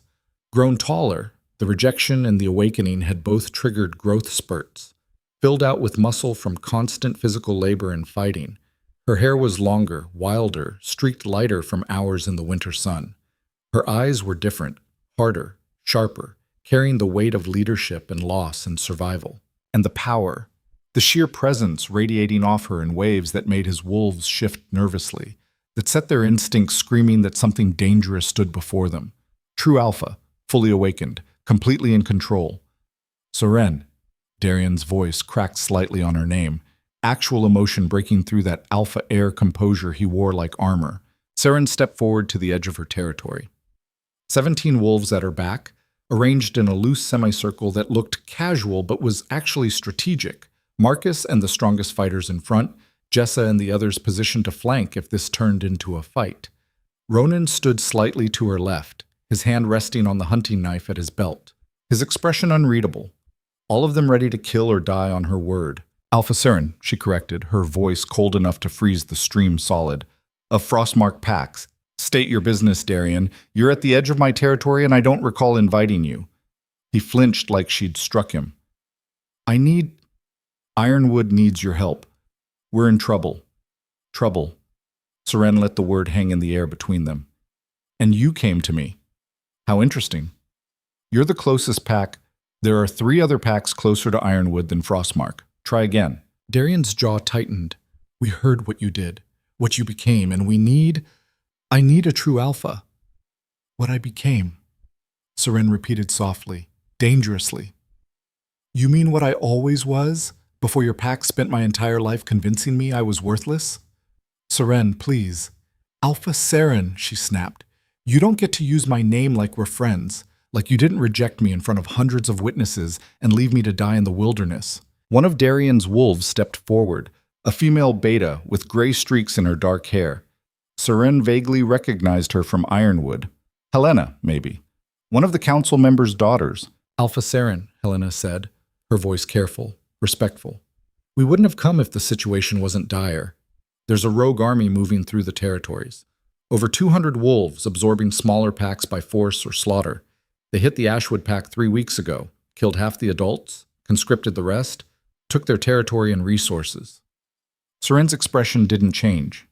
And they're moving north. Our scouts confirmed it. They'll reach Ironwood within a month, maybe less. Helena's face was grim. Ironwood has 80 fighters, maybe 90 if we arm the older adolescents. We can't hold against 200 without help. So you want me to bring my pack south, Seren said. She looked at her wolves, 17 total, including Ronan. Looked back at Helena.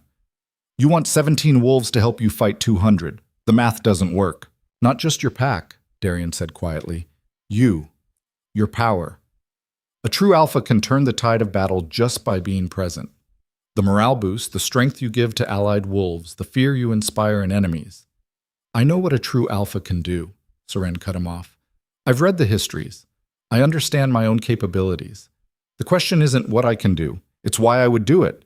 Why I would risk my pack for people who threw me away like garbage. Silence fell over the clearing. 30 Ironwood wolves staring at Seren, 17 Frostmark wolves waiting for her decision.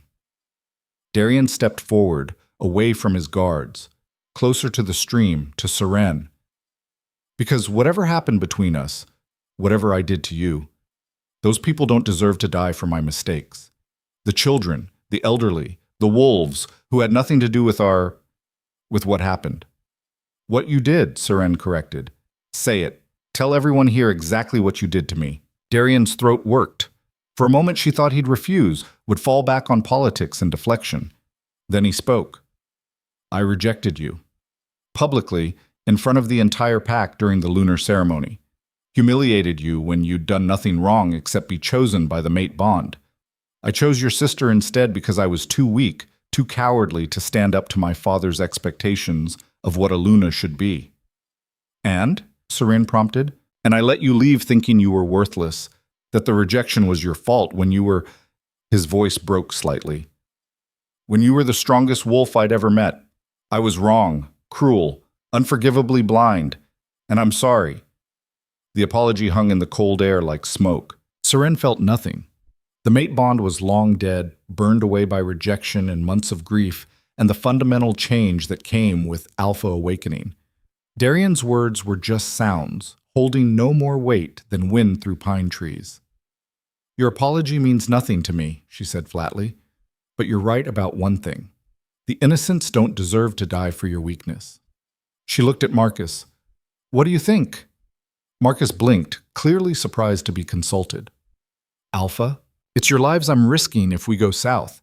Everyone gets a vote on this. The Frostmark wolves exchanged glances. It was Jessa who spoke first, her voice steady. The rogue army.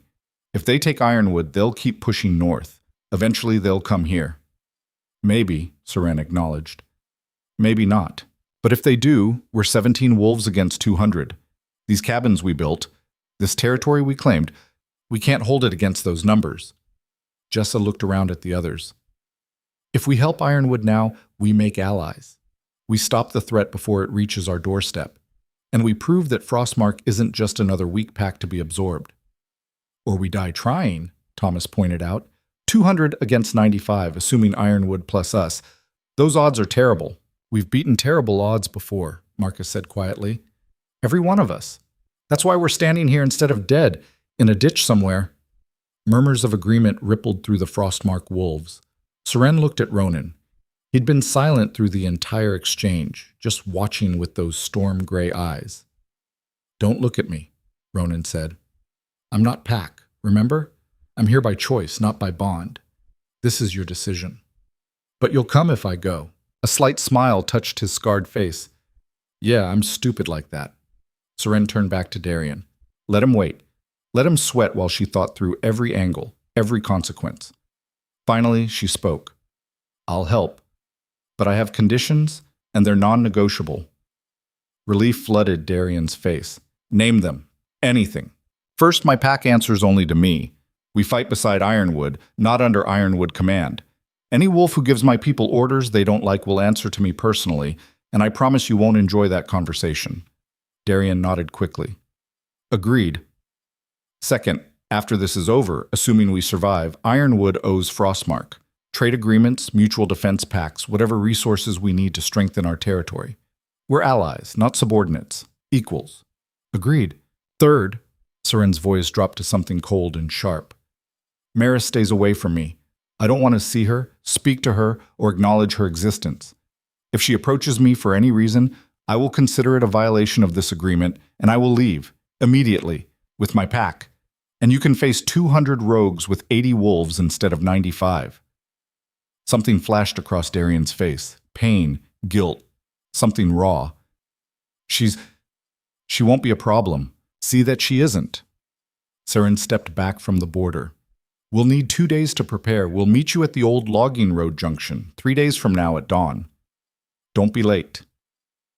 Thank you, Alpha Seren, Darian said. He looked like he wanted to say more, his mouth opening and closing, but Seren had already turned her back on him. Her pack followed without question, falling into formation around her as they headed back toward camp. As they walked, Marcus moved up beside her. That was well done, Alpha. Setting conditions instead of just agreeing, making sure they understand we're equals, not petitioners begging for scraps. We're not equals, Seren said quietly. Not yet. Ironwood has numbers, resources, generations of established power. But we will be equals. After this, they'll have no choice but to recognize what we've built. Behind them, still audible in the winter quiet, she could hear the Ironwood delegation setting up a temporary camp. Could feel Darian's eyes on her back even through the trees. Let him look. Let him see what he'd thrown away, what he'd been too blind and weak to value when he had the chance. The next 2 days were controlled chaos. They packed supplies, weapons, everything they could carry.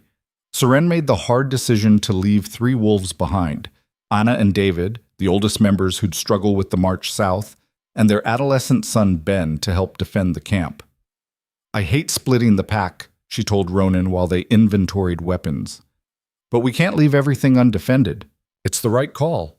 Anna and David can't make the pace you'll need to set, and Ben's still learning to control his shifts.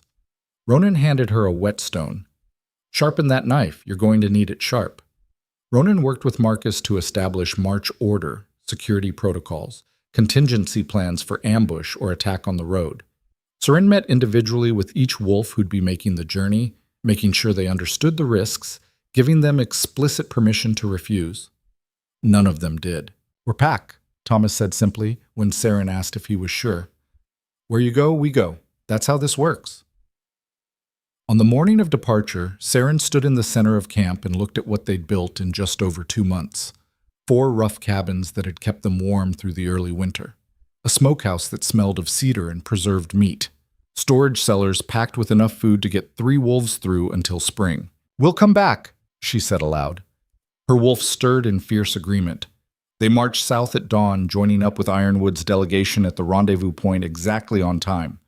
45 wolves total, moving fast through territory that was turning increasingly hostile as winter deepened. Seren set a brutal pace. They covered 30 miles the first day, stopping only briefly to eat and rest. Some of the Ironwood wolves struggled. They were used to easier living, to clear roads and establish camps. The Frostmark wolves adapted easily. They'd been surviving in the wilderness for months. This was just more of the same. On the evening of the 3rd day, they crossed into Ironwood territory. Seren felt it immediately. A prickling awareness as her wolf recognized ground she'd once called home. The smell of the pines was the same. The particular way the mountains caught the sunset. Everything familiar and foreign at once, like a language she'd once spoken fluently but had half forgotten. The packhouse appeared through the trees at dusk on the 4th day. Massive timber and iron construction, 6 generations old, sprawling across cleared land like a small fortress. Seren looked at it and felt nothing. No longing, no bitterness, just cool assessment of defensive positions and sight lines. Wolves were gathering to meet them. Warriors, betas, high-ranking families emerging from the warmth of the packhouse to see the arrivals. Seren looked at them, at faces she'd known her whole life, wolves who'd ignored her or pitied her or looked right through her, and felt no intimidation, no desire for their approval or acceptance. She was alpha now. She'd built a pack from nothing, had survived when they'd left her to die. Their opinions meant less than nothing. Alpha Garen himself came out to meet them. He was older than Seren remembered, more gray in his dark hair, deeper lines around his eyes. But he still moved with authority, still radiated the presence of a wolf who'd led for 30 years. His eyes widened when they landed on Seren. She felt him assess her power, felt his wolf recognize what she'd become. Alpha Seren of Frostmark, Darien said formally, his voice carrying across the clearing. May I present my father, Alpha Garen of Ironwood. Garen inclined his head, not a bow. He was still alpha of his own territory, but an acknowledgement, respect between equals. You've changed significantly. Yes, Seren said simply. Thank you for coming. We are... He paused, choosing words carefully. We are grateful for your assistance in this matter. Save your gratitude until after we survive. My wolves need quarters, food, and rest. Then we'll discuss strategy. Of course, Darien will show you to the guest wing. The guest wing, the same wing where Seren had grown up, where her family's small quarters had been tucked away in a corner. The irony wasn't lost on her. They were given rooms that were larger, better furnished than anything Seren's family had ever raided. Her wolves were suspicious at first. Too much comfort, too soft, potential trap. But Seren inspected everything personally, checked windows and doors, established guard rotations.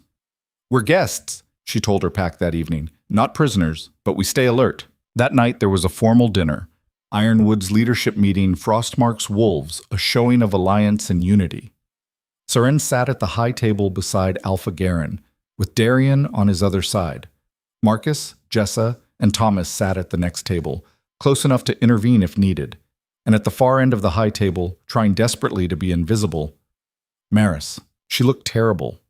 Thinner than Seren remembered, pale, with dark circles under her eyes that even makeup couldn't quite hide. The elaborate Luna-to-be gown she wore was beautiful, deep green silk with silver embroidery, but it hung loose on her frame like she'd lost significant weight. When her eyes met Seren's across the table, there was no triumph there anymore. No satisfaction, just fear. Seren looked away. Maris wasn't worth her attention or her energy. Halfway through the meal, Elder Moira stood. The gray-haired female who'd helped Seren leave the rejection circle, who'd caught her when her legs had given out. She cleared her throat and the hall went quiet. I would like to say something, Moira announced. 5 months ago, we rejected one of our own. We declared her weak, unworthy, and cast her out with nothing. We assumed she would die in the wilderness. Seren's hands tightened on her fork. We were wrong, Moira continued, her voice carrying. I was wrong, catastrophically, shamefully wrong. And I want to formally apologize to Alpha Seren for our treatment of her, for our blindness to her true strength, and to thank her for having the courage and compassion to help us despite how grievously we failed her. Other elders stood. One by one, they echoed Moira's words. Apologies for their role in her humiliation. Acknowledgement of their mistakes. Some sounded genuine. Others sounded like political calculation. Seren listened in silence, her expression neutral. When they finished, she stood. The hall went absolutely silent. Your apologies are noted, she said. Her voice was quiet, but it carried to every corner. But they don't erase what happened. Don't absolve you of the harm you caused, the cruelty you showed to someone who'd done nothing except exist in a way that didn't meet your standards. She looked at each elder in turn. I'm here because innocent wolves deserve protection from the rogue army. Not because I've forgiven you. I haven't. I may never. Remember that. She sat down. The hall was silent for a long moment. Then Alpha Garen raised his glass. To honesty, he said, and to Alpha Seren, who is stronger than any of us had the wisdom to recognize. To Alpha Seren, the hall echoed. Seren raised her glass but didn't drink, just met Darien's eyes across the table and let him see exactly what he'd lost, what he'd been too weak to fight for. Later that night, she stood on the balcony outside her assigned room and looked out over Ironwood territory. The forest stretched away into darkness, familiar and strange, like a dream half remembered. It doesn't feel like home anymore, does it? She turned. Darien stood in the doorway to her room. What are you doing here? Seren's voice was flat, cold. This is my private space. I wanted to talk, privately, without politics or pack dynamics. He stepped onto the balcony but kept his distance, respecting the space between them. That speech at dinner, you meant every word. I don't lie. I know, you never did. He looked out at the forest. I don't blame you for hating me. I don't hate you, Seren said. Hate requires caring. You're just someone I used to know, someone who hurt me once. That's all. The words landed like physical blows. She saw him flinch, saw pain cross his face. "The mate bond," he said quietly. "You really don't feel anything anymore, do you? Not even residual connection?" "It died when you severed it. You made very sure of that." "I made the biggest mistake of my life that night." Darian's voice was rough, raw. "Every single day since you left, I've regretted it. Regretted not fighting for you, not standing up to my father, not having the strength to—" "Stop!" Seren held up a hand. "I don't want your regrets. I don't want your apologies or your what-ifs or your guilt. I want you to stay away from me except when strategy requires otherwise. Can you do that?"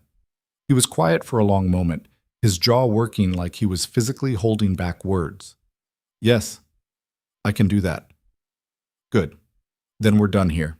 Leave." She walked past him, back into her room, and shut the door in his face. Alone finally, Seren let herself breathe.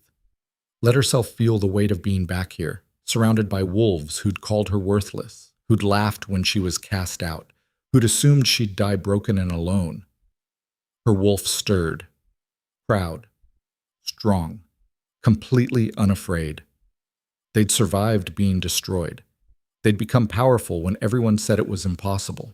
And now they were going to save the very pack that had tried to break them. Not for Ironwood's sake, for their own. To prove that they were stronger than anyone had ever imagined possible. The rogue army would come. And when it did, Seren would be ready.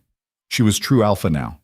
And she was going to show everyone, Ironwood, the rogues, the entire northern territories, exactly what that meant. The rogue army arrived on a Tuesday morning with fog thick enough to hide an army, which, Seren supposed darkly, was exactly the point. She'd been awake since before dawn, standing on Ironwood's defensive wall with Marcus and Ronan, watching the tree line. They'd had 2 weeks to prepare. 2 weeks of fortifying defenses, training combined units, arguing strategy with Ironwood's war council. 2 weeks of Seren learning to work alongside wolves who'd once dismissed her existence. The first scout report came in at sunrise. 200 wolves, maybe more, moving fast from the southwest. They'll be here within the hour. Alpha Garen stood beside Seren on the wall, his expression grim. They're not even trying to hide their numbers. They want us to see, to be afraid. Then they're underestimating us, Seren said. Fear makes some wolves weak, makes others dangerous. She could feel her pack through the bonds. Marcus steady as stone, Jessa burning bright with determination, Thomas's carefully controlled anger. And beyond them, fainter but present, she could sense Ironwood's fighters. Not pack bonds, but something. Alliance maybe, shared purpose. The fog began to lift as the sun climbed higher, revealing them. They came through the trees like a flood, spreading across the open ground in a loose formation that spoke of numbers and confidence. Wolves in mismatched gear carrying weapons scavenged from defeated packs. No uniforms, no coordinated colors, just raw numbers and violence. At the front, a massive male with black fur shot through with gray. Even from a distance, Seren could feel his power. Alpha. Strong one, too. That's Decker, Alpha Garen said quietly. He leads them. Used to be alpha of a pack in the Western Territories until he killed his own father and half the council in a coup. His pack exiled him. He's been building this army ever since. How long? 5 years. Maybe 6. Seren studied Decker as he approached within shouting distance. He moved with absolute confidence, no fear of the fortified walls or the defenders watching from above. Behind him, his army waited. 200 wolves who'd chosen to follow a kinslayer and murderer because he promised them power. Ironwood, Decker's voice carried across the open ground. I'm going to make this simple. Submit now, and I'll let most of you live. Join my army, swear loyalty to me, and we'll move on to the next territory together. Resist, and I'll burn this place to the ground and kill everyone inside. Alpha Garen stepped forward. We don't negotiate with murderers and traitors. Leave our territory or face the consequences. Decker laughed. The sound was genuinely amused. Consequences? Old wolf, I have 200 fighters. You have what, 80? Maybe 90 if you're counting adolescents? His gaze swept the walls. The math isn't in your favor. The math never is, Seren said, stepping up beside Garen. That's what makes it interesting. Decker's eyes locked onto her. She felt his attention like a physical weight, felt him assessing, calculating. And who the hell are you? Alpha Seren of Frostmark Pack. Recognition flashed across his face. The true alpha. I heard rumors, but I didn't believe them. He smiled, showing teeth. Female true alpha, building a pack in the wilds. Now that's interesting. Tell you what, forget these soft ironwood wolves. Join me. Bring your pack, add your power to mine. Together we could control the entire northern territories. No. You haven't even heard my full offer. I said no. Seren let her alpha presence leak out, let him feel the weight of her power. I don't follow kinslayers, and I don't abandon allies. So here's my offer. Turn around, take your army, and leave. Do that, and you live. Stay, and we'll bury you in the ground you're standing on. Decker's smile widened. You've got spirit. I like that. Shame you're going to die with these cowards. He turned, addressing his army. Kill them all. Burn everything. Leave nothing standing. The army howled. 200 voices raised in bloodlust and anticipation. Seren looked at Marcus. Sound the horn. Marcus lifted the war horn they'd prepared and blew 3 sharp blasts. The signal. Ironwood's gates opened. 95 wolves poured out in coordinated units, Ironwood fighters in their black leathers, Frostmark wolves in their mismatched wilderness gear, all of them moving with purpose. They were outnumbered more than 2 to 1, but numbers weren't everything. Seren shifted mid-stride, her alpha form massive and powerful. Around her, her pack shifted in perfect synchronization. And behind them, Ironwood's fighters did the same. The armies collided in the open ground between the forest and the walls. It was chaos immediately. Wolves tearing into each other, teeth and claws and desperate savagery. The rogue army had numbers, but Ironwood had organization, training, defensive positions. And Frostmark had desperation. They'd survived the impossible before, and they'd be damned if they died here. Seren fought at the front, her massive alpha form cutting through enemy wolves like they were made of paper. She could feel her pack through the bonds, could sense Marcus to her left holding a choke point, Jessa to her right coordinating flanking attacks. Thomas had taken a unit of Ironwood fighters and was systematically dismantling the rogue army's left wing, but there were too many. For every rogue they took down, 2 more pushed forward. The Ironwood fighters were being forced back toward the walls, losing ground inch by bloody inch. Decker plowed through the battle line, heading straight for Seren. He was massive in wolf form, nearly as large as her alpha form. When they collided, it was like 2 storms meeting. They fought viciously, neither giving ground. Decker was experienced, brutal, willing to use every dirty trick. But Seren was true alpha, and her power gave her an edge he couldn't match. She got her jaws around his throat and bit down. Not enough to kill, but enough to make her point. He thrashed, trying to throw her off, but she held on. Call them off, she growled, the words barely intelligible. Retreat, or I end you here. Decker's laugh was wet, pained. Kill me, and someone else leads them. The army doesn't stop. It never stops. Seren realized with cold certainty that he was right. This wasn't about one alpha. It was about 200 desperate wolves who'd chosen violence and conquest because they saw no other path to survival. She had to break them, not just defeat them, break their will to fight. Seren released Decker and backed off. Shifted to human, standing naked and bloodied in the middle of the battlefield. Her alpha presence expanded outward, a crushing wave of dominance that made every wolf within 100 feet stumble. Stop! Her voice carried across the entire battlefield, layered with command that bypassed conscious thought and spoke directly to the wolf inside every shifter. The fighting didn't stop entirely, but it faltered. Wolves on both sides paused, confused, unable to resist the pull of true alpha command. You, Seren addressed the rogue army, are fighting for a lie. Decker promised you power, territory, belonging. But what has he actually given you? Blood and death and running from place to place like animals. We're wolves, one of the rogues shouted back. We are animals. We're more than that, and you know it. Seren gestured to the carnage around them. Look at this. Look at what you're doing.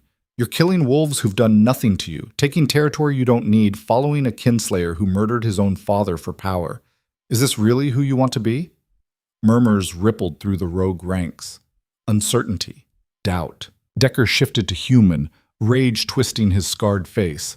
Don't listen to her. She's trying to weaken your resolve. We take this territory, we move on to the next. That's the plan. That's survival. That's not survival, Seren shot back. That's just delaying death. You keep fighting, keep conquering, and eventually you'll hit a pack you can't beat. And then what? You all die and it means nothing. So what's your alternative? Decker demanded. These established packs won't take us in. We're rogues, exiles, failures. Nobody wants us. I do. Silence fell across the battlefield. Seren looked at the rogue army, at 200 wolves who'd been cast out, or had fled, or had lost everything. Who'd followed a monster because he was the only one offering any kind of future. I was rejected by my mate and exiled by my pack, she said. Left to die in the wilderness with nothing. I survived. Built a new pack from nothing, with wolves everyone else had thrown away, and were stronger for it. She pointed at her frostmark wolves, still standing ready to fight. Every one of my pack was a rogue once. Unwanted. Considered worthless. Now they're warriors. Family. They belong. What are you offering? Someone in the rogue ranks called out. A choice. Join me. Really join. Not as conscripts, but as pack. And you'll have a home. Territory. Purpose that isn't just violence and conquest. You'll work harder than you ever have. You'll earn your place instead of taking it. But you'll belong. Seren paused. Or keep fighting. Keep following Decker until he gets you all killed. Your choice. Decker snarled. They're mine. You can't just... I'm not talking to you. Seren's alpha presence crushed down on him, forcing him to his knees. I'm talking to them. To wolves who deserve better than a kinslayer who sees them as weapons instead of people. The rogue army wavered. Seren could see it in their body language, in the way they looked at each other, and then at Decker, kneeling in the mud. One wolf stepped forward, then another, then 10, 20, 50. They crossed the battlefield and knelt before Seren, heads bowed in submission. We accept, Alpha, they said in rough chorus. Decker screamed in rage and shifted, lunging for Seren. Ronan intercepted him mid-leap, his wolf form crashing into Decker's and bearing him to the ground. They fought briefly, viciously, until Ronan's jaws closed around Decker's spine and bit down. The crack echoed across the battlefield. Decker went limp, dead before he hit the ground. The remaining rogue army, maybe 60 wolves who'd chosen to stay loyal to their dead leader, scattered into the forest. Ironwood fighters started to pursue, but Seren called them back. Let them go, they're broken. They won't regroup. Marcus shifted to human, breathing hard, blood streaking his face from a gash across his forehead. Alpha, we just took in 140 rogues. We can't feed that many, can't house them. Then we'll build more houses. Hunt more game, figure it out. Seren looked at the wolves kneeling before her, former enemies who'd chosen peace over death. We'll figure it out together, Tet. The aftermath was complicated and messy and took weeks to sort out. The wounded needed tending. 23 Ironwood fighters injured, 8 seriously. 5 Frostmark wolves hurt, but none critically. Of the rogues who'd joined, 37 were wounded, some badly. Ironwood's healers worked around the clock. Seren's pack helped where they could, learning basic field medicine, hauling water and supplies. The new wolves, Seren couldn't think of them as her pack yet, not until they'd earned it, were separated into groups. The ones who'd fought most viciously were watched closely. The ones who'd surrendered quickly were given more freedom. Seren met with each one individually over the following days, learned their names, their stories. Most had been rogues for years, following Decker because he was the only one offering any path forward. Some were exiles, cast out for minor infractions. Others had fled abusive packs. A few were simply young and stupid, looking for adventure. You'll work, she told each of them. You'll train. You'll prove you can be trusted. And if you can do that, you'll have a place in Frostmark. But one betrayal, one act of violence against pack, and you're out, permanently. Understood? They all agreed. Whether they meant it was something only time would tell. The political aftermath was its own challenge. Alpha Garan called a formal council meeting 3 days after the battle.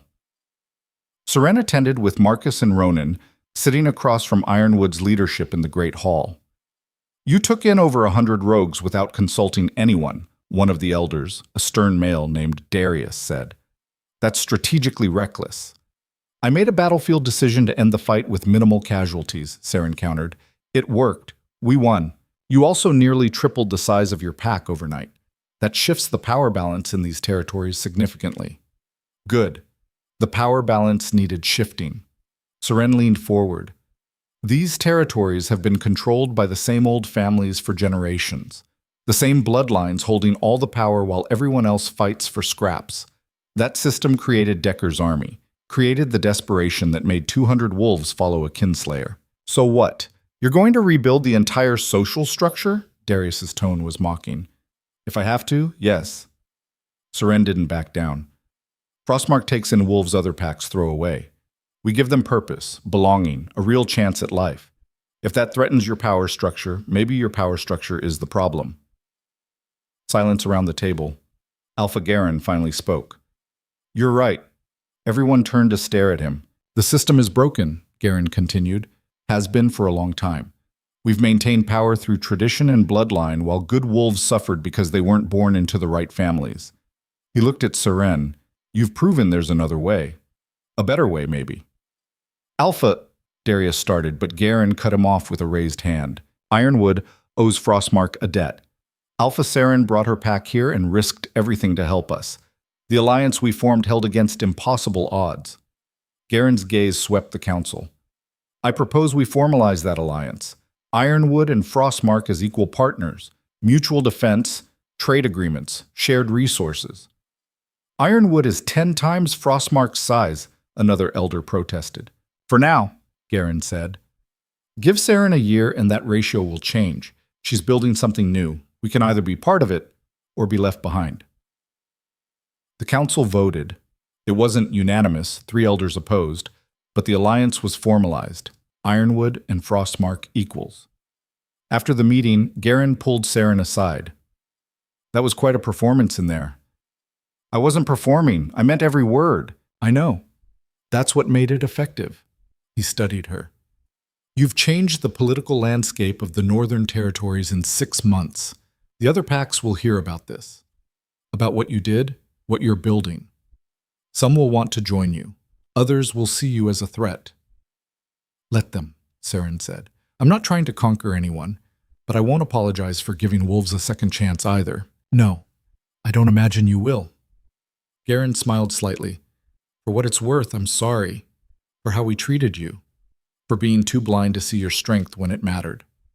Your apology is noted, Seren said. The same word she'd used at the dinner. But this time, she added, and appreciated. Darian found her 2 days before Frostmark was scheduled to leave. She was in the training yard, working with some of the new wolves on basic formations, when he appeared at the edge of the yard. He waited until she finished the session before approaching. Can we talk? He asked. Seren wiped sweat from her face. About what? Everything. Nothing. I don't know. He looked uncomfortable, uncertain. I need to say some things, and I need you to hear them. Fine. You have 5 minutes. They walked to the edge of Ironwood territory, to a small clearing Seren remembered from childhood. She'd played here once, before she understood what it meant to be weak in a pack that valued strength above all. I watched you during the battle, Darian said. The way you commanded, the way your pack moved with you. The speech you gave to Decker's army, it was... He stopped. You were magnificent, and I couldn't help thinking that if I'd been stronger, if I'd fought for you, that could have been us, fighting together, building something together. But you weren't strong enough, Seren said. You chose the easy path, the one your father wanted, the one that didn't require you to fight or risk anything. I know. And I've regretted it every day since. He turned to face her fully. Maris, she's not what I thought she was. The mate bond we forged, it's hollow, forced. She's miserable, and I'm miserable, and we're trapped in this political arrangement that benefits no one. That's not my problem. I know. I'm not asking you to fix it. He took a breath. I'm asking if there's any chance, any possibility that you could ever forgive me, that we could... No. Seren's voice was flat, final. There's no chance. The mate bond is dead, Darian. You killed it when you rejected me. And even if it wasn't, even if by some miracle it could be repaired, I wouldn't want it. I don't want you. The words hit him like physical blows. Seren. Alpha Seren, she corrected. I'm not the broken girl you threw away. I'm not weak or worthless or any of the things your pack said I was. I'm an alpha who built something real from nothing, who has a pack that chose me, not because of bloodline or politics, but because I proved I was worth following. I know that. I see that. Do you? Because from where I'm standing, you still see me as the girl you rejected, the one you think you can apologize to and everything will be fine. Seren shook her head. I don't need your apology or your regret or your what-ifs. I need you to let me go, completely, forever. I don't know if I can do that. Try harder. Seren turned to leave, then paused. For what it's worth, I hope you figure out your situation with Maris. I hope you both find some kind of happiness, but you won't find it with me. That door is closed. It'll never open again. She walked away and didn't look back. Frostmark left Ironwood 3 days later. They'd grown from 17 wolves to over 160. The original pack, plus the rogues who'd sworn loyalty, plus a handful of Ironwood wolves who'd asked to transfer. The journey north took 10 days. They moved slowly, accommodating the wounded, the elderly, the adolescents who'd never traveled through wilderness before. Seren and her senior wolves, Marcus, Jessa, Thomas, Ronan, rotated through the formation, keeping order, settling disputes, making sure no one got left behind. When they finally saw Frostmark territory, saw the rough cabins and the smokehouse and the storage cellars, Seren's heart swelled. Home. It looked different with 160 wolves instead of 17, but it was still home. Anna and David and Ben came running to meet them, relief and joy clear on their faces. Alpha, you're back! You're all back! We brought friends, Seren said dryly, gesturing to the massive group behind her. The next months were chaos. Beautiful, exhausting, frustrating chaos. They built more cabins, expanding the camp from 4 structures to 20, established proper hunt rotations, training schedules, guard duties. The new wolves struggled with Frostmark's culture at first, the emphasis on earning your place, on contributing rather than just taking. But slowly, gradually, they adapted. Some didn't make it. 3 wolves left in the first month, deciding pack life wasn't for them. 2 were exiled for theft. 1 challenged Seren and lost, choosing to leave rather than submit. But the rest stayed. They worked. They learned. They became pack. Seren's leadership style evolved. She learned to delegate more, to trust her senior wolves to handle things without her oversight. Marcus became her second, managing the day-to-day operations while Seren handled strategy and diplomacy. Jessa took over training new wolves. Thomas ran the hunt rotations. Ronan stayed, though he still insisted he wasn't pack. I'm here by choice, he'd say whenever someone questioned it. But Seren noticed he'd taken on an apprentice, a young male named Eli, who'd been part of Decker's army, teaching him tracking, hunting, survival. You're pack, Seren told Ronan one evening. You just won't admit it. He smiled. Maybe. Or maybe I just like what you're building enough to stick around. Winter came hard that year. The worst in decades, old wolves said. Snow piled up past the cabin roofs. Temperatures dropped so low that water froze in seconds. But Frostmark survived. The stores they'd built held, the shelters they'd constructed kept everyone warm. The pack bonds kept them united. In early spring, a delegation arrived from the Ashwood pack, what remained of it after Decker's attack. Their new alpha, a female named Kira, came to meet Seren personally.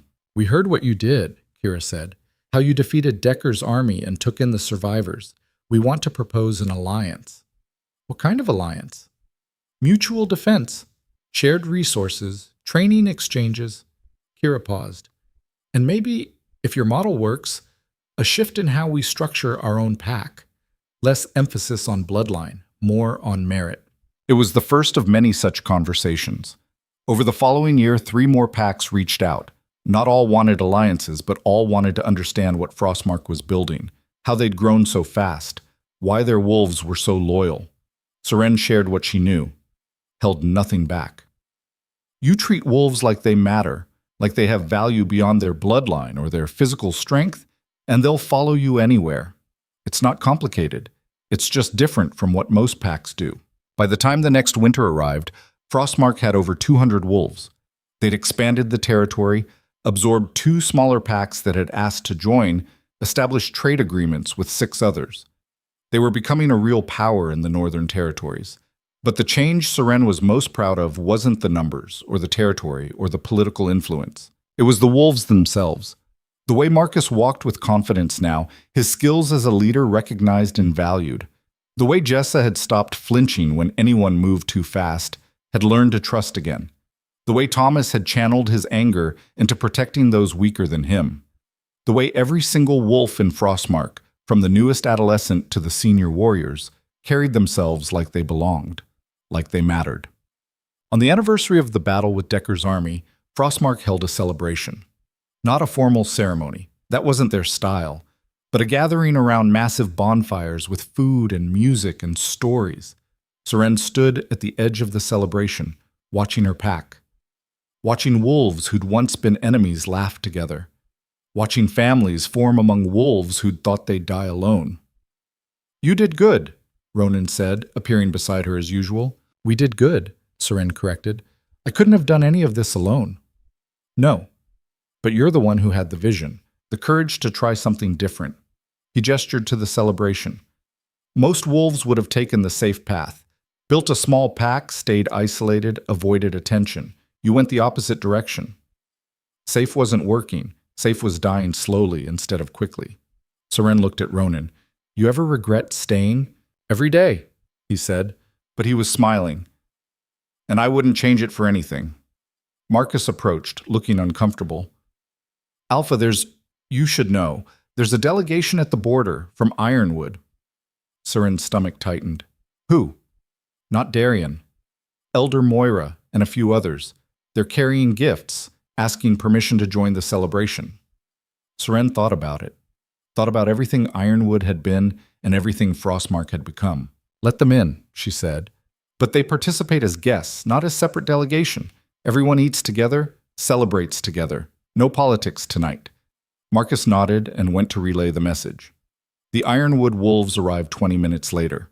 Moira led them, carrying beautifully carved wooden boxes that turned out to hold preserved foods, tools, supplies, gifts of genuine value. "Alpha Seren," Moira said formally, "thank you for allowing us to join your celebration. We wanted to honor the alliance between our packs and to express our gratitude for everything you've done."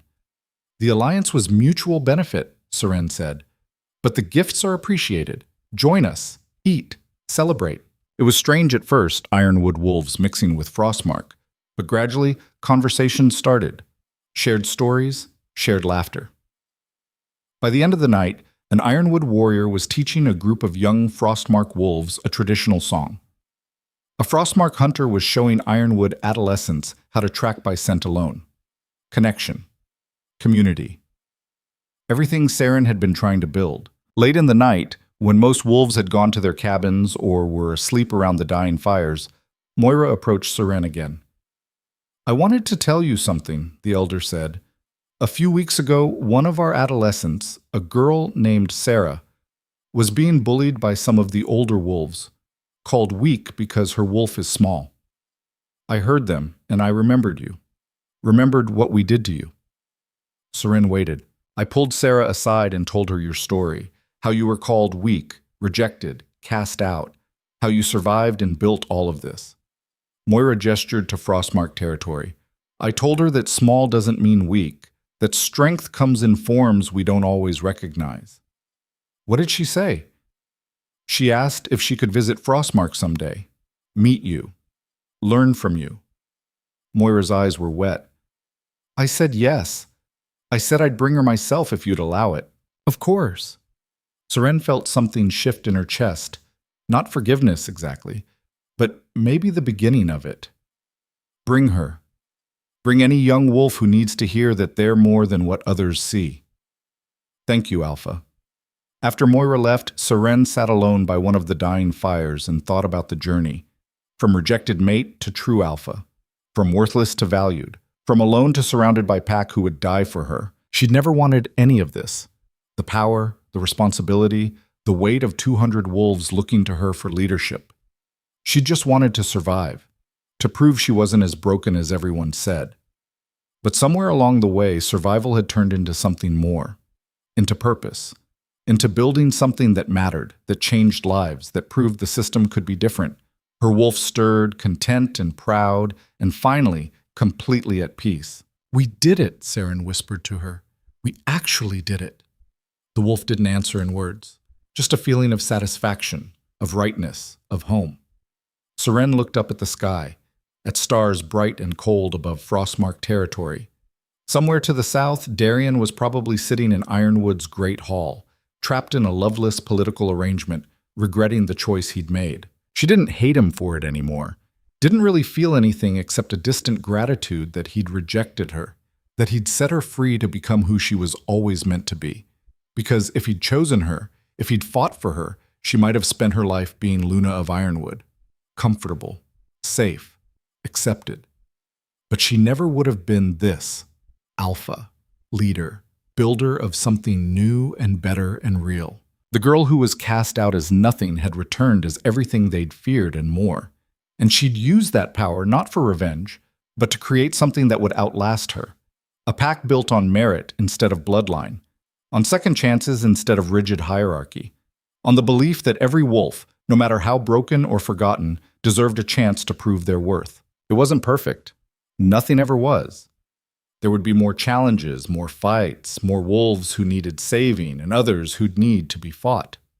But tonight, under the cold stars with her pack sleeping safe around her, Seren let herself believe they'd actually changed something, that they'd built something worth keeping, that she was exactly where she was always meant to be. Home.